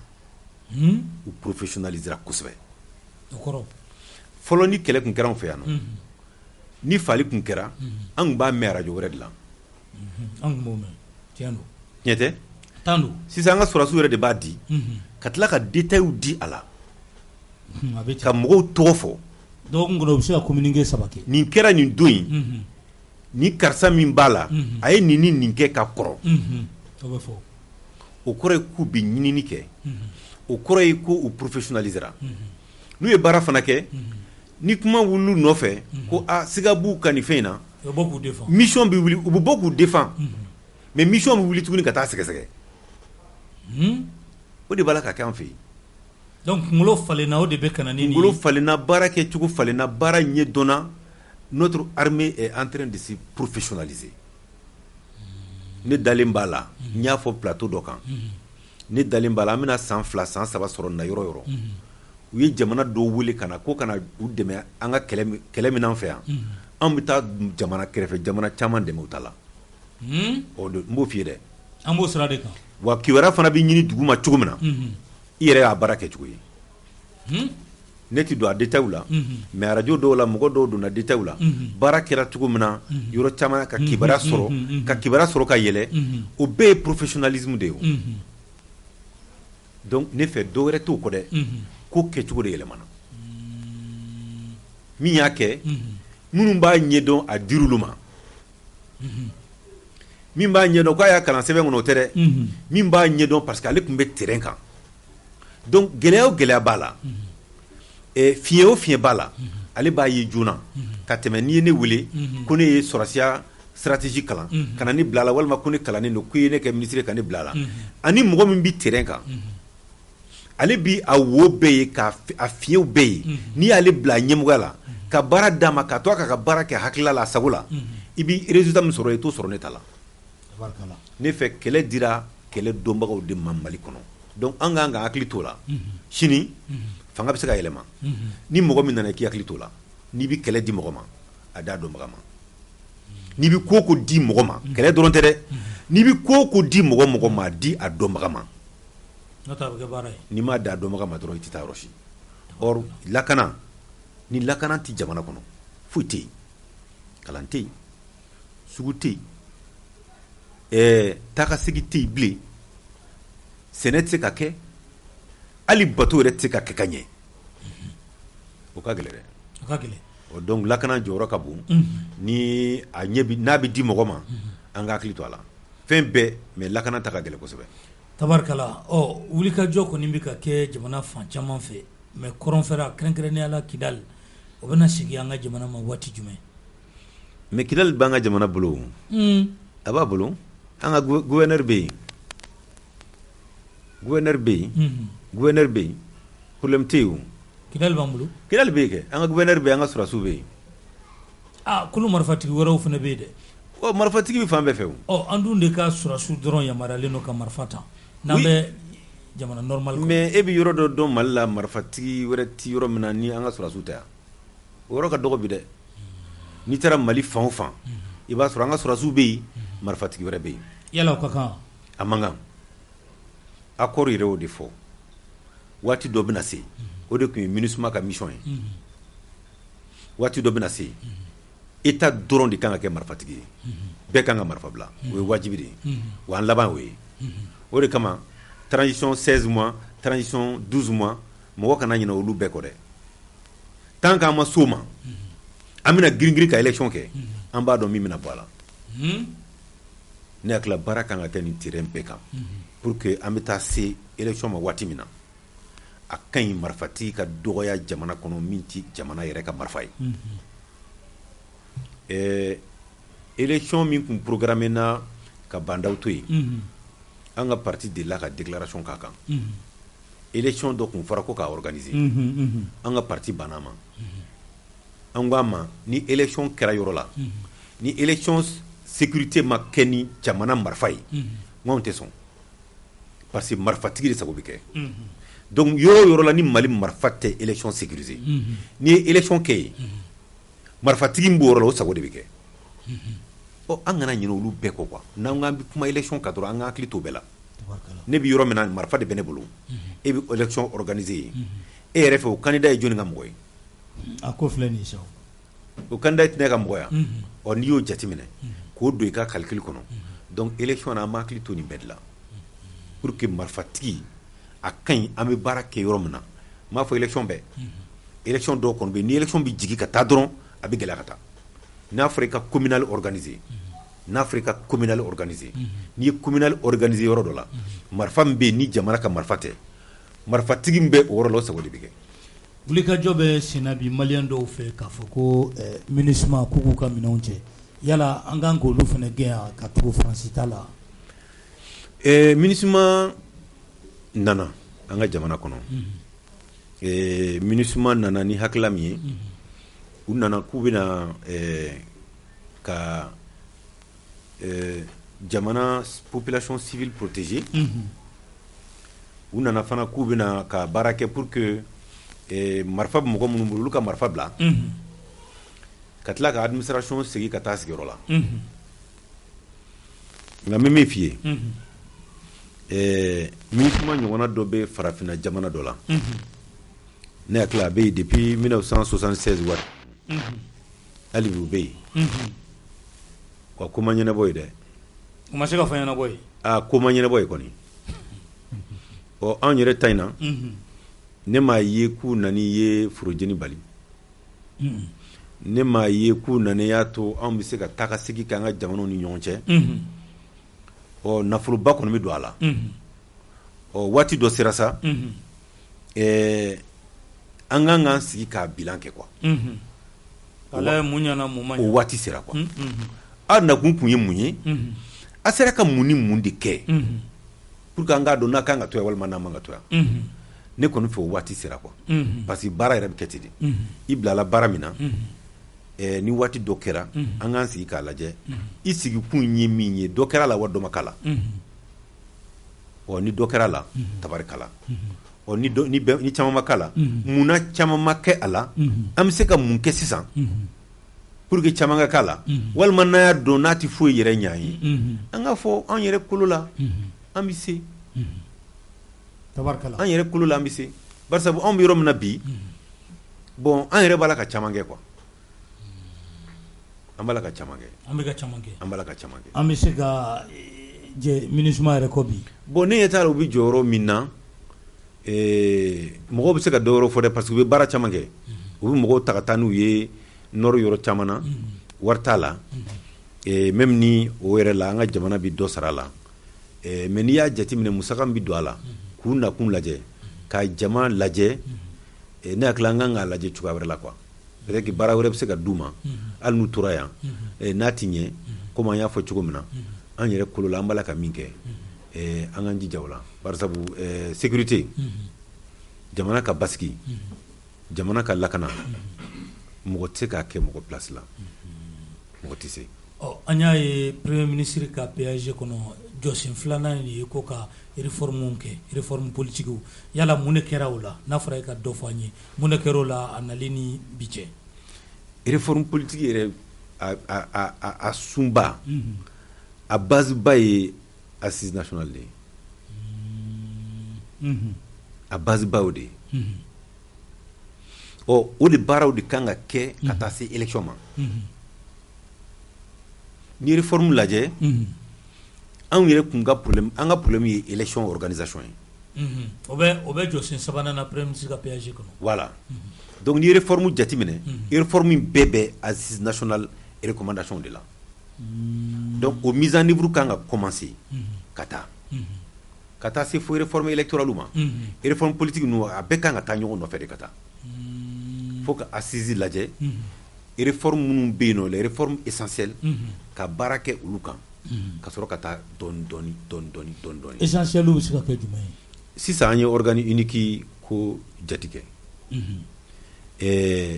binni ki bi barake fana ibi barake bengero ga ka fo kala tar na kinodi bengero ko ti o banaw o tawli o bana ni ya jati mene fana fichier tan fe korole min be o bena larawli de wawe kura de begla fichier in kan ga auditer ka tila k'a yɛlɛma kosɛbɛ parce que fɛn caman b'a kɔnɔ olu kan ka yɛlɛma n'i y'a jateminɛ u y'a fɔ an ɲɛna u tun bɛ commission administrative bɛ kɛ commune na donc u b'a fɔ commission la ko karisa banna karisa fatura karisa fatura karisa fatura n'u taara n'a ye yen fɛ a tɛ don a kɔnɔ a tɛ don a kɔnɔ donc a bɛ n'a fɔ mɔgɔ bannen caman b'a kɔnɔ donc u ye fɛn caman caman fɔ a la n'i y'o jateminɛ ale kan ka revoir parce que élection yɛrɛ base ye fichier de ye n'o ma ɲi dɔrɔn fili b'o la donc fichier yɛrɛ kɛcogo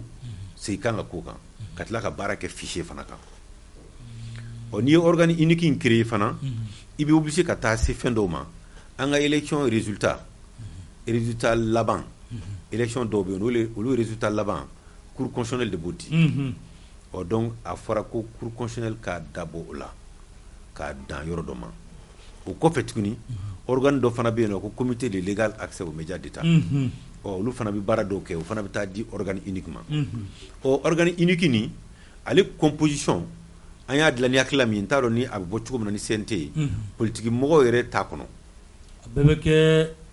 maaw ye ten maa lafaamuyalenw a bɛ kɛ mɔgɔ lafaamuyalenw élection ko la minnu bɛ élection ɲɛdɔn nka u tɛ parti la u tɛ parti la u ka mandat fana ti lié président ka mandat la u ka mandat bɛ chevaucher mandat caman kan quoi walasa président sago yɛrɛ kana président sago kana k'u la ka indépendance d'u ma u ka se k'u hakilila di élection ko la wa élection ko la u bɛ professionnaliser parce que mɔgɔ wɛrɛ si da tɛ don élection ko la n'olu tɛ olu de b'a bɛɛ organiser donc cour constitutionnelle bɛ baara min kɛ o bɛ fara u ka baara kan cour constitutionnelle ka baara dɔ bɛ fara u ka baara kan mais contentieux n'o ye ni gɛlɛya bɔra élection na o kiiri tigɛli o bɛ to cour constitutionnelle la mais résultat laban cour constitutionnelle t'o fɔ bilen olu de b'o bɛɛ di hali provisoire minnu bɛ di donc ministère hali provisoire a bɛɛ bɛ da olu fɛ parce que ministère sen t'a la tuguni administration territoriale mɔgɔw bɛ se ka baara kɛ ni u ye nka a ko mais a ɲɛmɔgɔya bɛɛ de bɛ organe unique bolo donc o ye seni na sugu dɔ ye kɛ ani seni fana tɛ kelen ani seni tɛ kelen ye dɔɔni seni fɔlɔfɔlɔ min tun b'an fɛ yan a n'o de ka surun tapo tun ye seni min président ye ani o de ka surun mais o tapo ka seni in kɔnɔ politique mɔgɔw tun b'o kɔnɔ nka n'i na politique mɔgɔ tɛ k'a la politique mɔgɔ bɛ se ka wele kɛrɛfɛ mais ninnu ye professionnels de ye an ka kalataw la i b'a ye ni comptes bɛ bɔ waati minnu na i b'a ye parti bɛɛ ka représentant bɛ kɛ administration territoriale la o jɔyɔrɔ bɛna kɛ mun ye sisan o bɛɛ bɛ kɛ nin na ni élection bɛ kɛ sisan ni an y'a dilan cogo min na fɔlɔ il y a un cadre consultatif dɔ bɛ yen o bɛ bila organe unique in kɛrɛfɛ olu b'a suivre fɛ quoi mais u t'a kɔnɔ quoi olu bɛ se ka yɛlɛma jumɛn don a la olu bɛ se ka yɛlɛma min don a la a bɛɛ bɛ k'u ɲɛna c'est-à-dire ni élection présidentielle do san ni candidat ye mɔgɔ 10 ye san o mɔgɔ 10 ka représentant bɛ ye cadre de consultation dɔ la donc u bɛ baara o baara kɛ olu bɛ bɔ a kalama olu bɛ bɔ a bɛɛ kalama nka u t'a kɔnɔ u tɛ se ka fɛn yɛlɛma u tɛ se ka foyi yɛlɛma a la mais u b'u hakilila di a kan u tɛ se ka foyi yɛlɛma a la mais ni min kɛcogo ma ɲɛ u b'o fɔ maintenant ni n'a y'a sɔrɔ député sigi fana don a bɛ kɛ o cogo kelen na ni élection municipale do a bɛ kɛ o cogo kelen na mais u t'a kɔnɔ mais u bɛ associé a baara la u k'a lajɛ a bɛ kɛ cogo min na ni élection banna dɔrɔn o fɛn bɛ tunu olu bɛ bɔ yen o bɛ bɔ yen organe bɛ continuer organe bɛ yen de a bɛ yen de kudayi a maaw bɛ sara élection labɛnni yɛrɛ de kama u bɛ sara yɛrɛ élection bɛ yen o élection tɛ yen u bɛ yen u ni politique mɔgɔw bɛ ɲɔgɔn ye kuma bɛɛ u bɛ baara kɛ u bɛ liste reprend olu ka baara de ye élection organiser u tɛ foyi kɔ mais u bɛ lié jɔn de la u tɛ lié maa si la primature ale tɛ lié maa si la c'est pour que a bɛ fɔ ko organe ko autorité indépendante a tɛ lié maa si la jamana yɛrɛ de bɛ wari u ka budget u yɛrɛ de b'u ka budget dilan anw yɛrɛ de b'a dilan u b'u ka budget dilan n'u y'u ka budget dilan a bɛ na a bɛ arbitrer yɔrɔ dɔ la parce que a tɛ kɛ ko mɔgɔ b'i ka budget dilan ko jɔyɔrɔ t'a la a bɛ arbitrer yɔrɔ dɔ la donc n'u ye budget dilan ka na n'a ye a bɛ lajɛ mais c'est une autorité indépendante u tɛ compte rendu kɛ maa ye, u tɛ compte rendu kɛ maa ye, u bɛ compte rendu kɛ jamanadenw de ye. O de ye organe cour constitutionnelle t'u sanfɛ walima u ni cour constitutionnelle tɛ fan kelen, parce que n'olu ka baara kɛcogo ma ɲɛ, cour constitutionnelle bɛ se ka sanctionner o. ka baara sanctionner. A b'a sanctionner, ni cour constitutionnelle ko nin ma ɲɛ dɔrɔn i bɛ k'o kan. O ye wajibi ye o. Cour constitutionnelle ye tribunal de ye. Olu bɛ kiiri tigɛ. A kɛra cogo min na e ma sɔn. Ne ko n k'a ka ɲi e ko a ma ɲi. I bɛ na n'i ka dalilu ye. O bɛ taa kiiri la o. Kiiri bɛɛ bɛ to a cogo la. Mais a organisation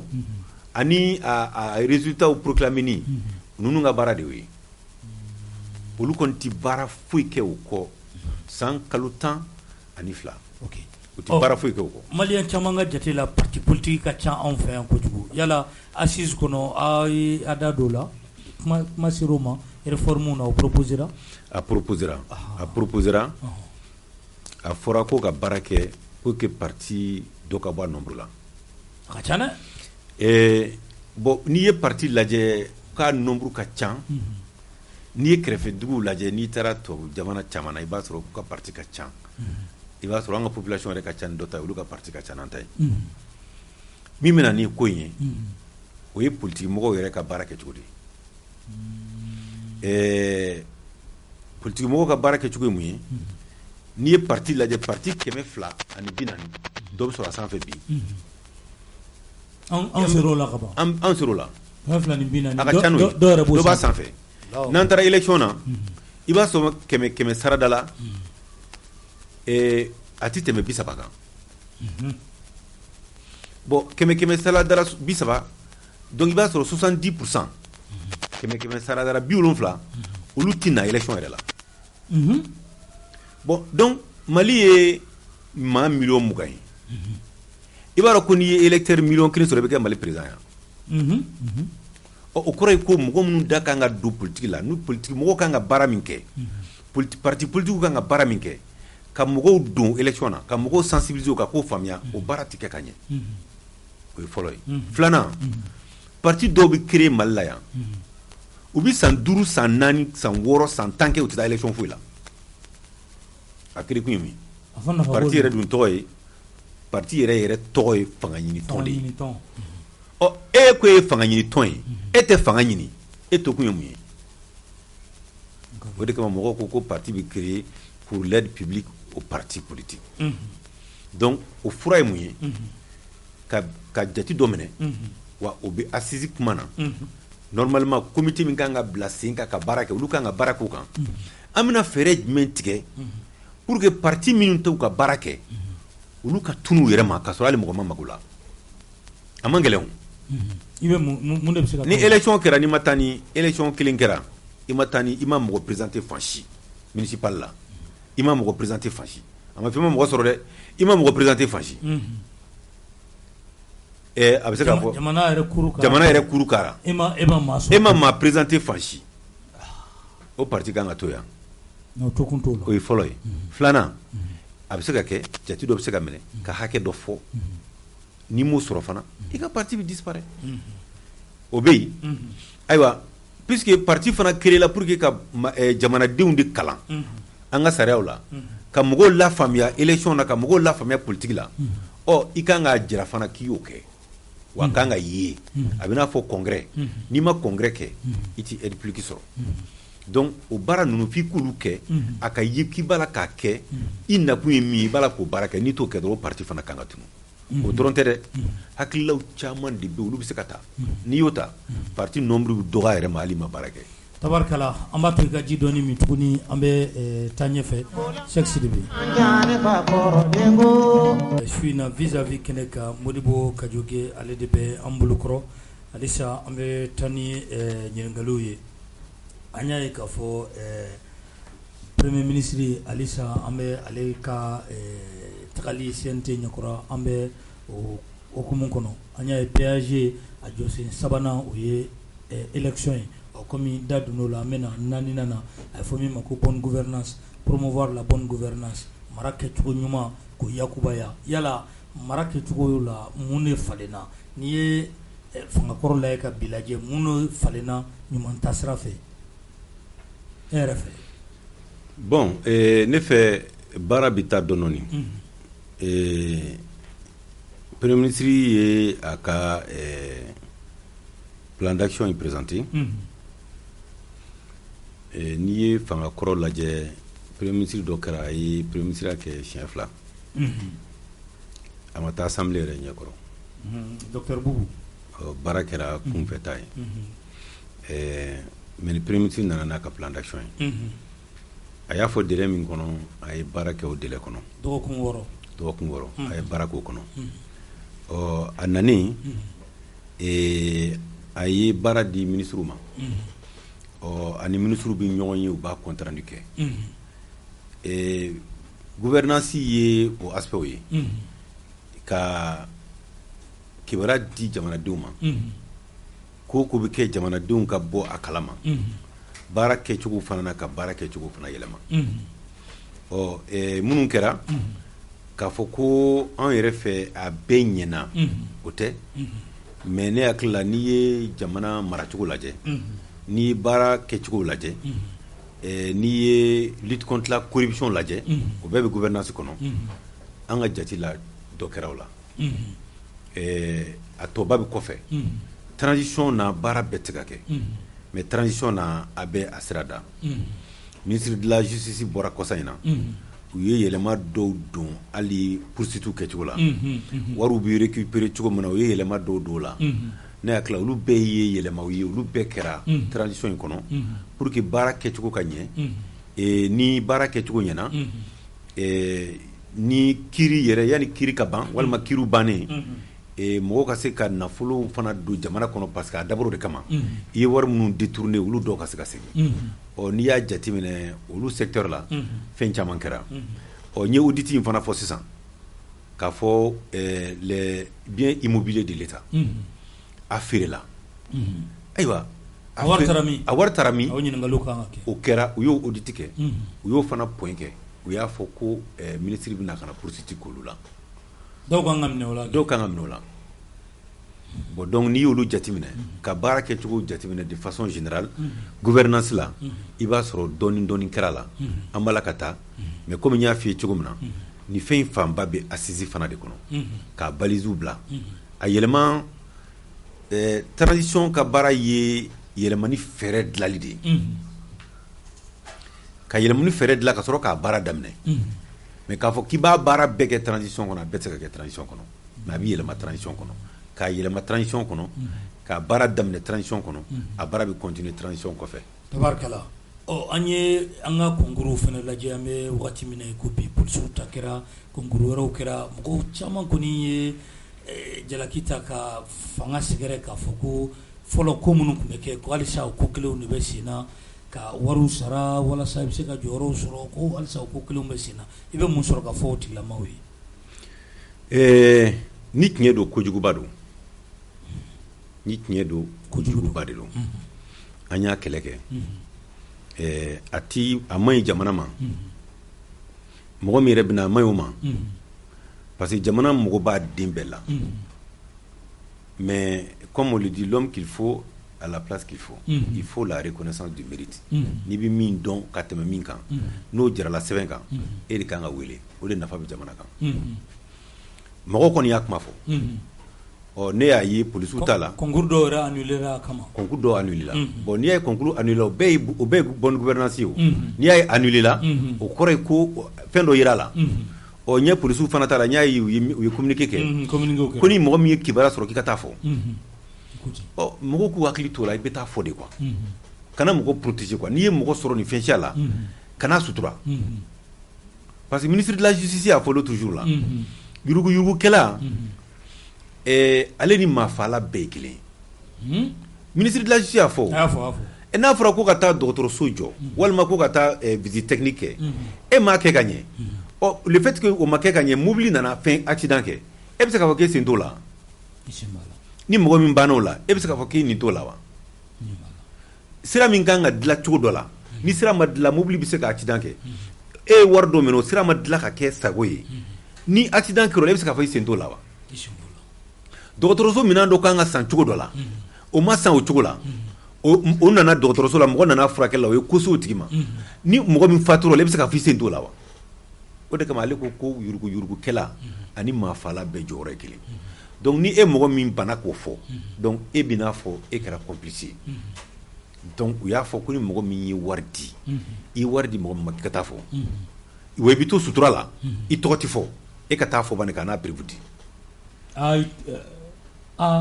o tɛ tɔ ka jɛ ye tɔ ka jɛ tɛ u bi réseau dɔ dilan u bɛ fan bɛɛ fɛ o hali Oclé mɔgɔw y'a fɔ mɔgɔ caman b'a fɔ o réseau bɛ dilan ka bila i b'a di sutura kɔnɔ i bɛ to sutura kɔnɔ foyi tɛ s'i ma n'a sɔrɔ i yɛrɛ y'a dibaga ye dun hali ni yɛrɛ y'a dibaga ye maa caman sirannen don yɔrɔ de ɲɛ o n'i welela ka ban k'i ka taa fɔ i bɛ taa fɔ hali ni yɛrɛ y'a dibaga ye parce que olu bɛ min ɲini i y'a di mɔgɔ ma olu b'o de ɲini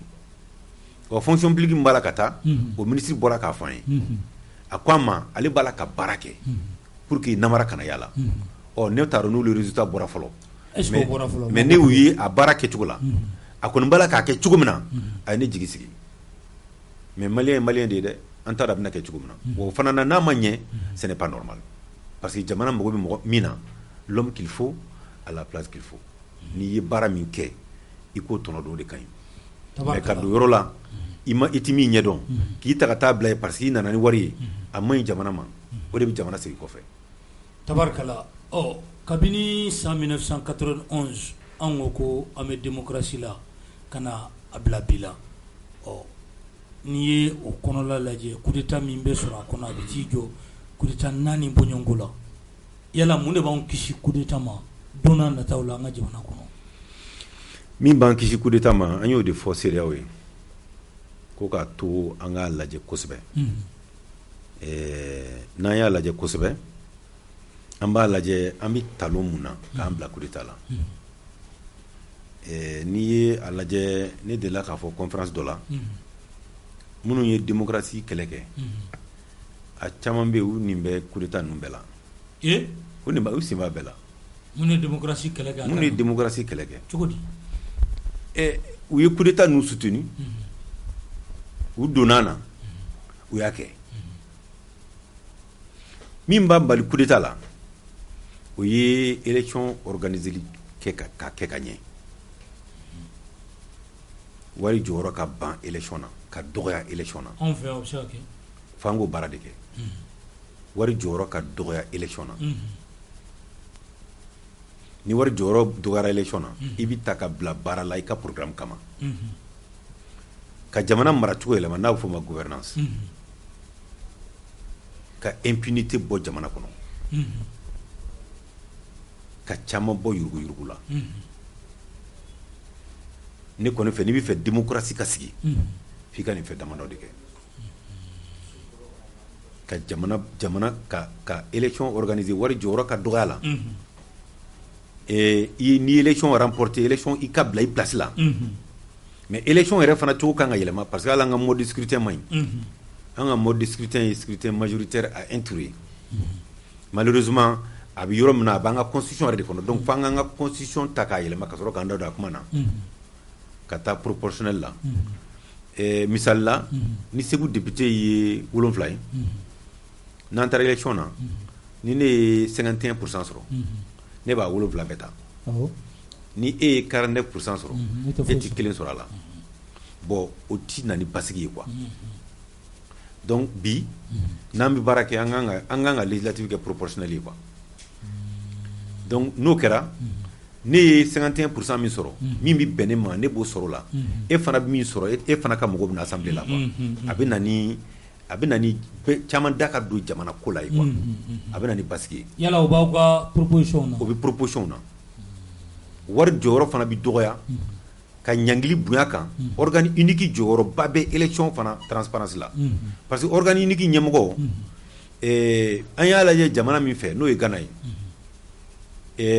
ale bi sɔsɔli kɛ hali ka ɲɛsin jamana ɲɛmɔgɔ ma oui parce que ale ka contrat bɛ kɛ jamanadenw de ye donc n'i y'o jateminɛ ka ban dɔrɔn élection bɛ se ka dilan ka ɲɛ an bɛ se tɔw y'a kɛ cogo min na an fana bɛ se k'a kɛ ten n'o kɛra n ye min f'i ye impunité ka dabila ka caman bɔ hakɛ ko la hakɛ la yan ka gouvernance améliorer ka corruption kɛlɛ n'i y'o kɛ jamana basigi tant qu'il m'o kɛ jamana kɔnɔ k'a kɛ baara b'a la ka taa cogo min na min mana min kɛ e b'a kɛ fɛn bɔ a la ne b'a kɛ fɛn ti bɔ a la e bɛ fujini tabarikala an b'a fɔ lamɛnbaaw ye sa bi nɛgɛjuru an tɛna labila nka minnu bɛ fɛ ka bataki ci 70 22 33 60 70 22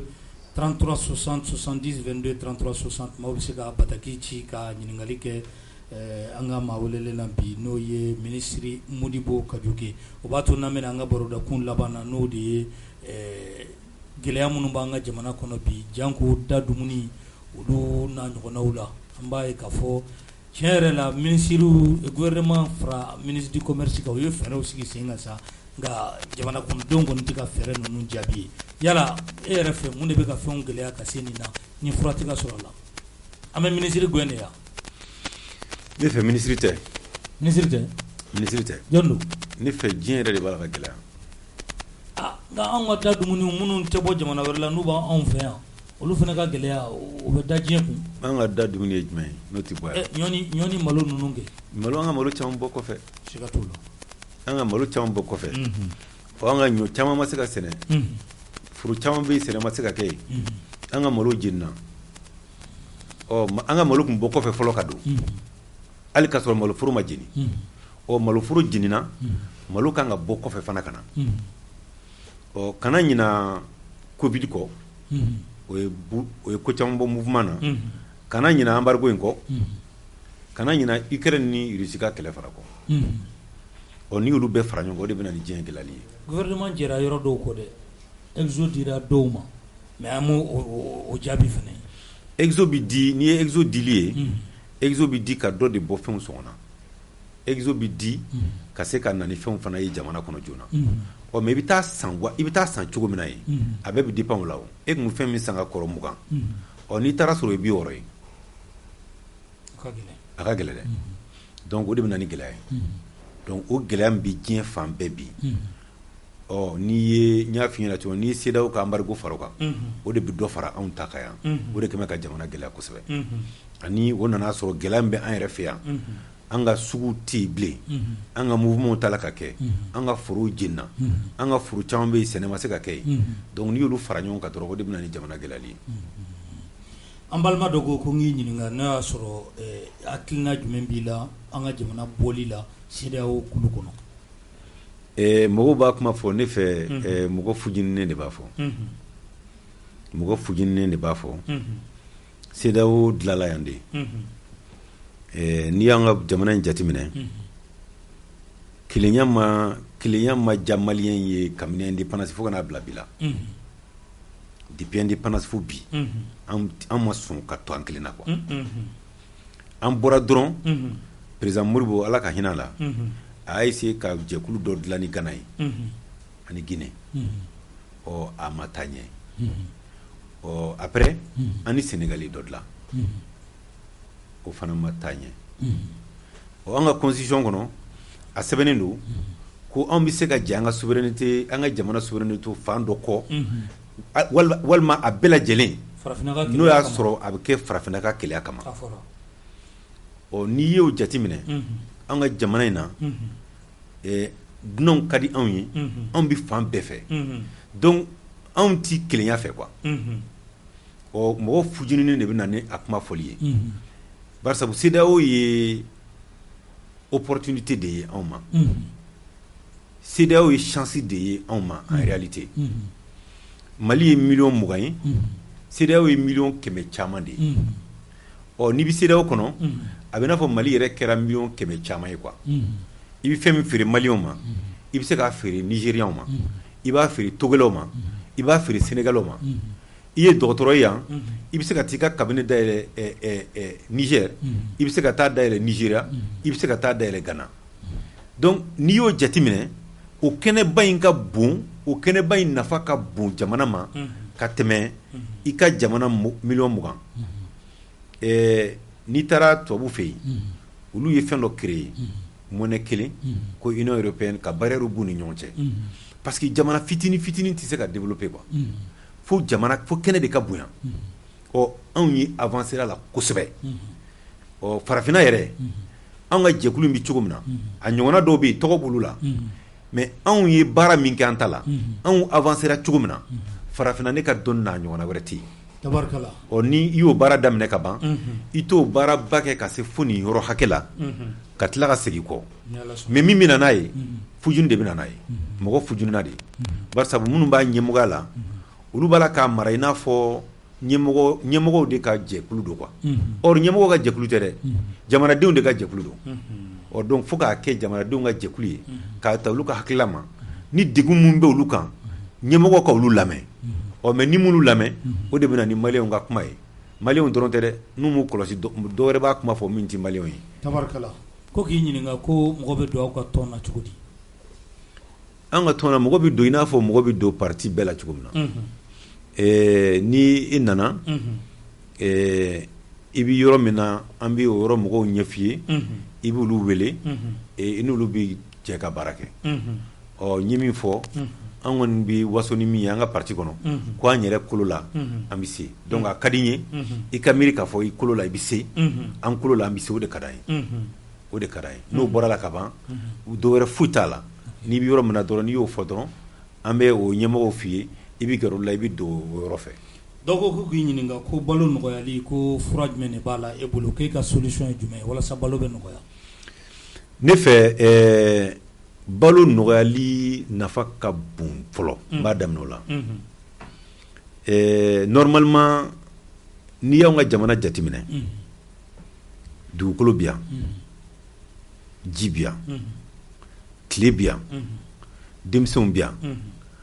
an ka balo man ka bɔ kɔfɛ balo kelen man ka bɔ kɔfɛ ka n'anw ka jamana kɔnɔ anw de kan ka mɔgɔ balo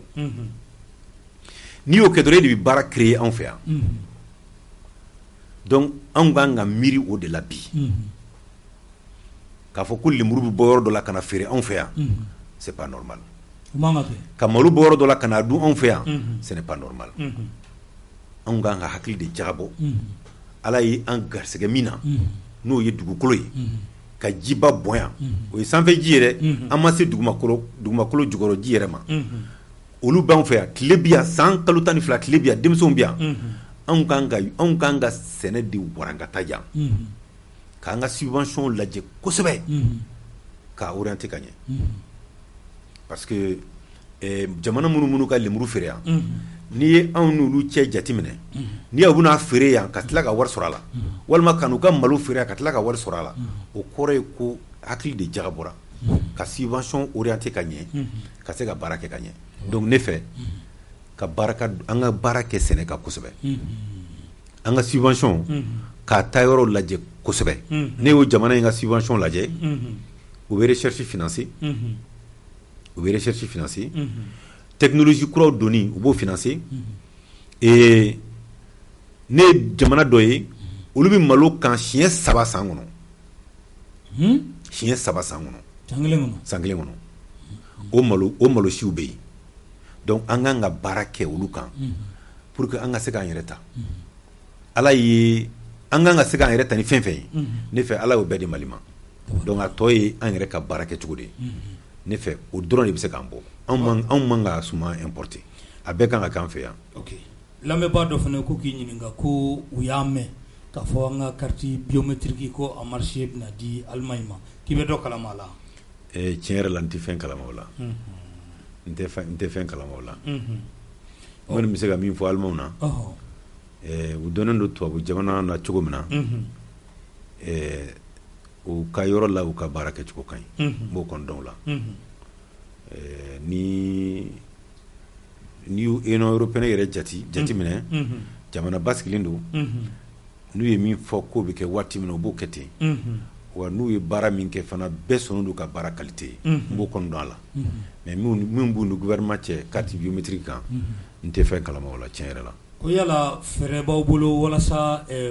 politiki ni armée ka mabɔ ɲɔgɔn na ko est-ce que proposition kɛra o ko la nin fana ye dɔ ka ɲininkali ye. a bɛ ANR la. ka politiki ni. tant que politiki ma bɔ armée la an ka lakana tɛ se ka sabati cogo si la. Assise jaabiw la o b'a la kɛ. a b'a la Assise y'a fɔ syndicat ni politiki ko k'a bɔ ɲɔgɔn na sɔrɔsiya ni politiki k'a bɔ ɲɔgɔn na. O b'o la cogo di n'a sɔrɔ politikiw de bɛ décision ta. Politique mana décision ta politique man k'a da don a commandement la quoi. Parce que mɔgɔ dɔw tun bɛ yan n ti mɔgɔ tɔgɔ fɔ e ye sɔrɔdasi ɲɛmɔgɔ ye e b'a fɔ sɔrɔdasikɛ ka wuli ka taa Segu ɔ politique mɔgɔ dɔ bɛ yen o b'a fɔ o sɔrɔdasikɛ in ye k'a ka taa Nara e de ye sɔrɔdasi ɲɛmɔgɔ ye donc ɲɛmɔgɔ hakili ko e y'a fɔ mɔgɔ ye k'u b'a la ka taa Segu quoi dugu jɛra e b'u ɲininka k'u ɲuman sera Segu u b'a fɔ ko non k'u bɛ Nara. I b'a ko jɔnni ka taa Nara o bɛ politique mɔgɔ dɔ tɔgɔ f'i ye o jɔyɔrɔ ka bon o tun bɛ kuma ni dugumamɔgɔw ye directement o bɛ bɔ e ka fɛn kɔnɔ o dɔrɔn tɛ dɛ a n'a ɲɔgɔnna ko caman. A dun bɛ fɔ ko armée bɛ politique ka baara de la o bɛ fɔ diɲɛ fan bɛɛ. Armée bɛ politique ka baara mais politique da man ka don armée gestion na quoi n'a dira sɔrɔdasiw ma dɔrɔn an k'an sama ka bɔ k'a to sɔrɔdasiw bolo ni sɔrɔdasiw ko k'a bila yɔrɔ min na ye dɔrɔn an k'a bila yen maintenant à orientation les niveaux stratégiques politique mɔgɔ da bɛ don o la mais le niveau technique la mise en œuvre politique mɔgɔ kan k'i sama ka bɔ o la n'i k'u ka taa Segu n'i ko mɔgɔ 100 ka taa Segu ni dugu jɛra mɔgɔ 100 kan ka sɔrɔ Segu n'u ma ye dɔrɔn kun wɛrɛ kan ka sɔrɔ a la min e kan ka min faamuya mais politique mɔgɔ man k'a da don o la k'o bali ni politique ma bɔ sɔrɔdasiya la an ka lakana tɛ sabati fo politique ka bɔ a la. Ko k'i ɲininka ko samiya setɔ don ko fɛɛrɛ b'aw bolo walasa engrais ka nɔgɔya sɛnɛkɛlaw ma nin ye dɔ fana ka ɲininkali ye. Engrais ko a réflexion bɛ sen na alertes dira kuma caman fɔra a bɛɛ ye tiɲɛ engrais ko gɛlɛya Russie ni Ukraine ka kɛlɛ jɔyɔrɔba b'a la c'est vrai que an ka engrais gestion ka kɔrɔ fana ko nɔgɔlen caman tun b'a jukɔrɔ mais depuis alerte dira je pense que n'i ye gouvernement ka baara kɛcogo jateminɛ u ye réunion dɔ kɛ hali a ma mɛn u b'a la ka disposition ta pour que k'a lajɛ mun bɛ se ka kɛ pour que k'a kunbɛn mais nin bɛɛ ye an yɛrɛ ka jati fana ye ne ka fɛn na engrais ka ca engrais modèle ka ca engrais baara min kɛ olu ka ca normalement an ka mɔgɔ tun bɛ réflexion la nɔgɔ ko kan nɔgɔ yɛrɛ ye engrais ba ye siga t'a la ɔ a réflexion fana b'a la ka taa ɲɛfɛ ne taar'u bɛ niveau min na o fana kan ka avancer parce que o matière première bɛ bɔ an yɛrɛ fɛ yan ɔ o jɛtiw bɛ sen na gouvernement kɔni ye réunion kɛ u b'a la ka disposition ta pour que samiyɛ na an ka se ka cogoya kɛ a délai a ma tɛmɛ kojugu mais an bɛ limite la ɔ a baara kɔni b'a la ka kɛ ɔ a mana wolo min na ne hakili la kalo nata ninnu na an bɛ se k'o faamuya. Dɔ fana ka ɲininkali ye k'a fɔ UEMOA ni CEDEAO ko u binna an ka jamana kan ka sanction ta kama ɔ ko UEMOA ka cour de justice ko ka a sanction ninnu ko ka wuli ko mun na halisa a wuli a tɛ ka wuli ko k'i ɲininka a la. O de kama n ko ko wɛrɛ bɛ CEDEAO mɔgɔw kɔnɔ min ti u ka sariya ko ye ne bɛ e ɲangi ko parce que an bɛɛ bɛnna sariya min kɛ e m'o bato ɔ an ye tribunal min sigi ɲɔgɔn fɛ o ye a fɔ ko bɔn ko ne ka ɲangili kɛcogo in yanni da ka don kuma na ko ale yɛrɛ sɔnna e y'a ɲini ko ka ɲangili ɲɔngiri ko ne k'a ɲɔngiri ɔ ne ma sɔn k'a ɲɔngiri ne dun b'a la ka e tɔɔrɔ de ko e ye sariya dɔ sɔsɔ ɔ ne yɛrɛ fana ye n ka sariya sɔsɔ siga t'o la ne yɛrɛ ye n ka sariya sɔsɔ donc o de b'a to ne bɛ miiri mun de bɛ nin kɔfɛ ninnu bɛ jɔnni de ka baara la normalement an bɛɛ kan ka kɛ sariya ka baara de la donc ni sariya ye nin fɔ i yɛrɛ ye cour min sigi o cour y'a fɔ k'i k'a ɲɔngiri yanni ko ka sɛgɛsɛgɛ i kan k'a ɲɔngiri décision in taara yɔrɔ min na n b'a dɔn n'i b'a dɔn a président ye malien de ye o malien de don mais a ma sɔn k'a da don a kiiri la malien de ye cour in président ye o mais a ma sɔn k'a da don a kiiri la a y'i sama ka bɔ mɔgɔ wɛrɛ de bɛ yen o ye kiiri in tigɛ o tɛ malien ye olu ye kiiri tigɛ olu ko k'a ɲɔngiri fɔlɔ yanni kiiri kɔnɔna ka lajɛ n'o kɔni kɛra Tesuke de ye président ye mais Tesuke ma sɔn Tesuke da ma don a la a da ma don a la u ye cour in dilan Tesuke da ma don a la donc mɔgɔ wɛrɛ de y'a présider o b'a jira ko a jɛlen don donc n'a jɛlen don ka ban a ye cour min sigi n'o ye décision min ta ne banna k'o appliquer ne bɛ se k'a fɔ ye tuguni k'e ka sara bɔ to tuguni ne yɛrɛ bɛ sara sɔsɔ la o ka gɛlɛn dɛ donc o de kama ne bɛ miiri CEDEAO mɔgɔw n'u bɛ jɔnni ka ci la mun de b'u kɔ jɔnni de b'a la k'u bila an kɔ ka girin ni ko wɛrɛ t'u kɔnɔ ɲininkali laban an b'o kɛ ka tila k'a kɛ to ɲini minnu bɛ ka bataki ci k'a fɔ waati de bɛ an nɔfɛ nin sanga in na ko ka i ɲininka ko organe unique min bɛ na kalata labɛn k'a mɔgɔw bɛ suganti cogo di u bɛ nommé de wa vote de bɛ kɛ wa k'a bɛ kɛ cogo di k'i ka o walawala u ye bon an y'a dilan ni hakilila min ye appel à candidature de bɛ kɛ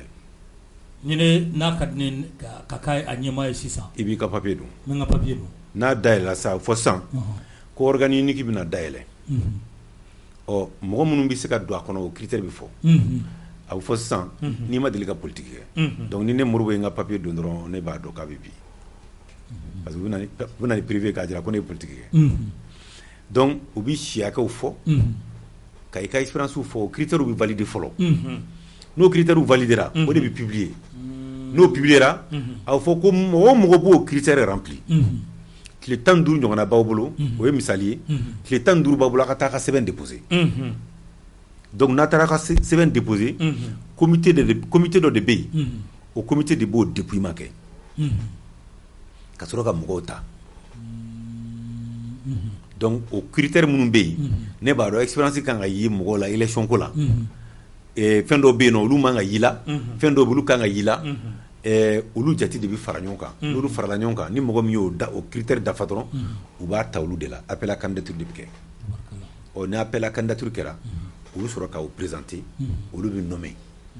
u bɛ nommer mais après appel à candidature donc appel à candidature bɛ kɛ k'a dayɛlɛ maliyɛn bɛɛ ye a bɛ kɛ ten de anw y'a dilan ni hakilila min ye ne hakilila fana CNT la ne hakilila u b'a to o cogo la quoi. Tabarikala an ye kuma caman kɛ ka ɲininkali caman kɛ e yɛrɛ fɛ da ma don jumɛn de la ni i tun bɛ fɛ ka i sɔnni sigi o yɔrɔ kan n'i bɛ se ka dɔ fɔ an ye o la. da ma don min na o ye anw ka 1000 francs par mois pour les Maliens. 1000 francs. 1000 francs. 200.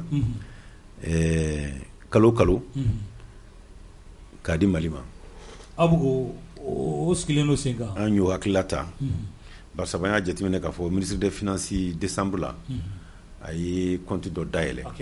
ko appel à soutien o kɔrɔ ye ko a ka ɲi k'a dayɛlɛ maliyɛnw ka dɛmɛ di an y'a jateminɛ k'a ta o la ka na bila waati dɔ la maliyɛnw ka farifoni a m'anw ja kosɛbɛ an dun hakili la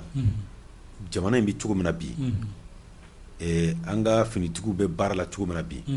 a ka ɲi u kan santi u kɔfɛ u kan jɔlen u kɔfɛ e yɛrɛ ye min fɔ sisan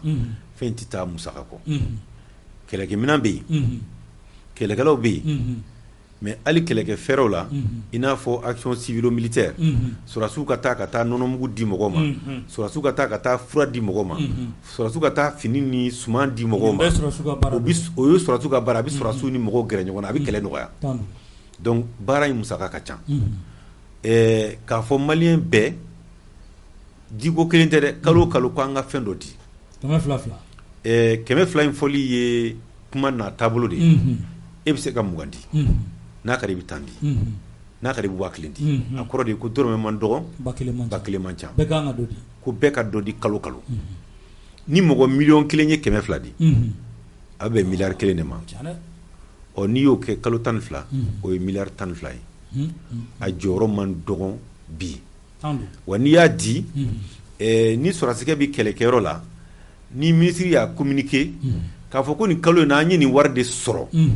maliyɛnw ye nin de di ko k'aw dɛmɛ n'a ye sɔrɔdasikɛ min bɛ kɛlɛ la a b'o kuma min mɛn a bɛ n'a fɔ e jɔlen b'a kɔfɛ donc an hakili la an ka hakili to a la an bɛɛ k'an seko kɛ gɛlɛya bɛ yen dɛ mais ni min seko kɛra min ye o k'o di ne fɛ o ka ɲi kosɛbɛ o ye laada kɔrɔ y'an fɛ yan mais mɔgɔw ko ma k'a ɲɔgɔnna dɔ kɛra 2012 k'o kɛcogo ma ɲɛ ne ko n ko an bɛ Mali kura de la an ka ministre des finances min bɛ yen sisan a y'a fɔ k'a bɛna comité de gestion dɔ bila en place o comité la mɔgɔw kan ka se u kan ka compte rendu kɛ mɔgɔw ye régulièrement o kɔni an ye min kɔni jateminɛ tɛnɛ o tɛnɛ u bɛ compte hakɛya fɔ u bɛ compte hakɛya fɔ donc dutu t'a la donc dutu t'a la k'a fɔ a bɛ kɛ bɛɛ ɲɛna ɔ ne fɛ ani 2012 ta kɛcogo tɛna kɛ kelen ɔ dans tous les cas n'i ye wari don fɛn na a i yamaruyalen fana don ka exigence kɛ k'a don a kɛra cogo min na ɔ donc an b'o baara kɛ mais anw ta ye min ye an k'o kɛ fɔlɔ donc a ka di ne ye PCFM mɔgɔw ka u hakili to a la an ta fara ɲɔgɔn kan aw yɛrɛ ka ta fara ɲɔgɔn kan ka taa n'a ye a wari tɛ tɛmɛ anw fɛ dɛ a tɛ di anw ma dɛ i bɛ taa bila compte la compte bɛ yen a dɔnnen don a bɛ taa bila compte la ɔ an y'a ɲini ministre des finances fɛ an k'a ka mode de paiement mobile dɔ dayɛlɛ ka se ka sara an ka téléphone siraw fɛ ɔ ni ministre sera k'o kɛ a bɛ nɔgɔya i sigilen i b'i ka émission na i bɛ se ka temps bila ka taa ten o ye belebele de ye o ye belebeleba de ye ɔ donc n'o kɛra kalo kalo an bɛɛ ka jɛ ka fɛn dɔ di o y'an ka jamana laada kɔrɔ ye Musa Tile la ne hakili b'a la Musa kɛra organisation dɔ président ye maliyɛnw ye wari fara ɲɔgɔn kan k'a d'a ma pour que a k'a ka président baara kɛ o de la kɛ donc an kana o ko ɲumanba ninnu an k'olu bɔ an sɔnna olu ye kobaw ye an ka to o cogo la wa bi sɔrɔdasiw mago bɛ an santili la o kɔfɛ ɔ ne fɛ nin bɛ se ka caman k'a la quoi o kuma an m'an da don o la a kun ka di n ye ka o kuma de fɔ ka wele se mɔgɔw ma an k'a essayer k'an hakili to nin fɛn in na kuma kuncɛ kuma bɛ kɛ jumɛn o la kuma o kɔni ye foli ye an bɛ sunkalo la an bɛ dugawu kɛ hali bi ala ka sunkalo timɛ ko ɲuman d'an ma jamana in mago bɛ basigi la jamana in mago bɛ lakana na ala ka basigi ni lakana na an ka jamana kɔnɔ mais ne yɛrɛ hamina ko o ye bɛn de ye maliyɛn an ka fara ɲɔgɔn kan maliyɛnw an ka fara ɲɔgɔn kan maliyɛnw an ka fara ɲɔgɔn kan an ka jamana in wuli ka jɔ o de ye ne ka kuma laban ye tabarikala k'i fo kosɛbɛ an bɛ foli an b'a di kɔrɔ Amadu Jalo ma a y'an dɛmɛ nin baara in na kosɛbɛ walasa a bɛ se ka sigi sen kan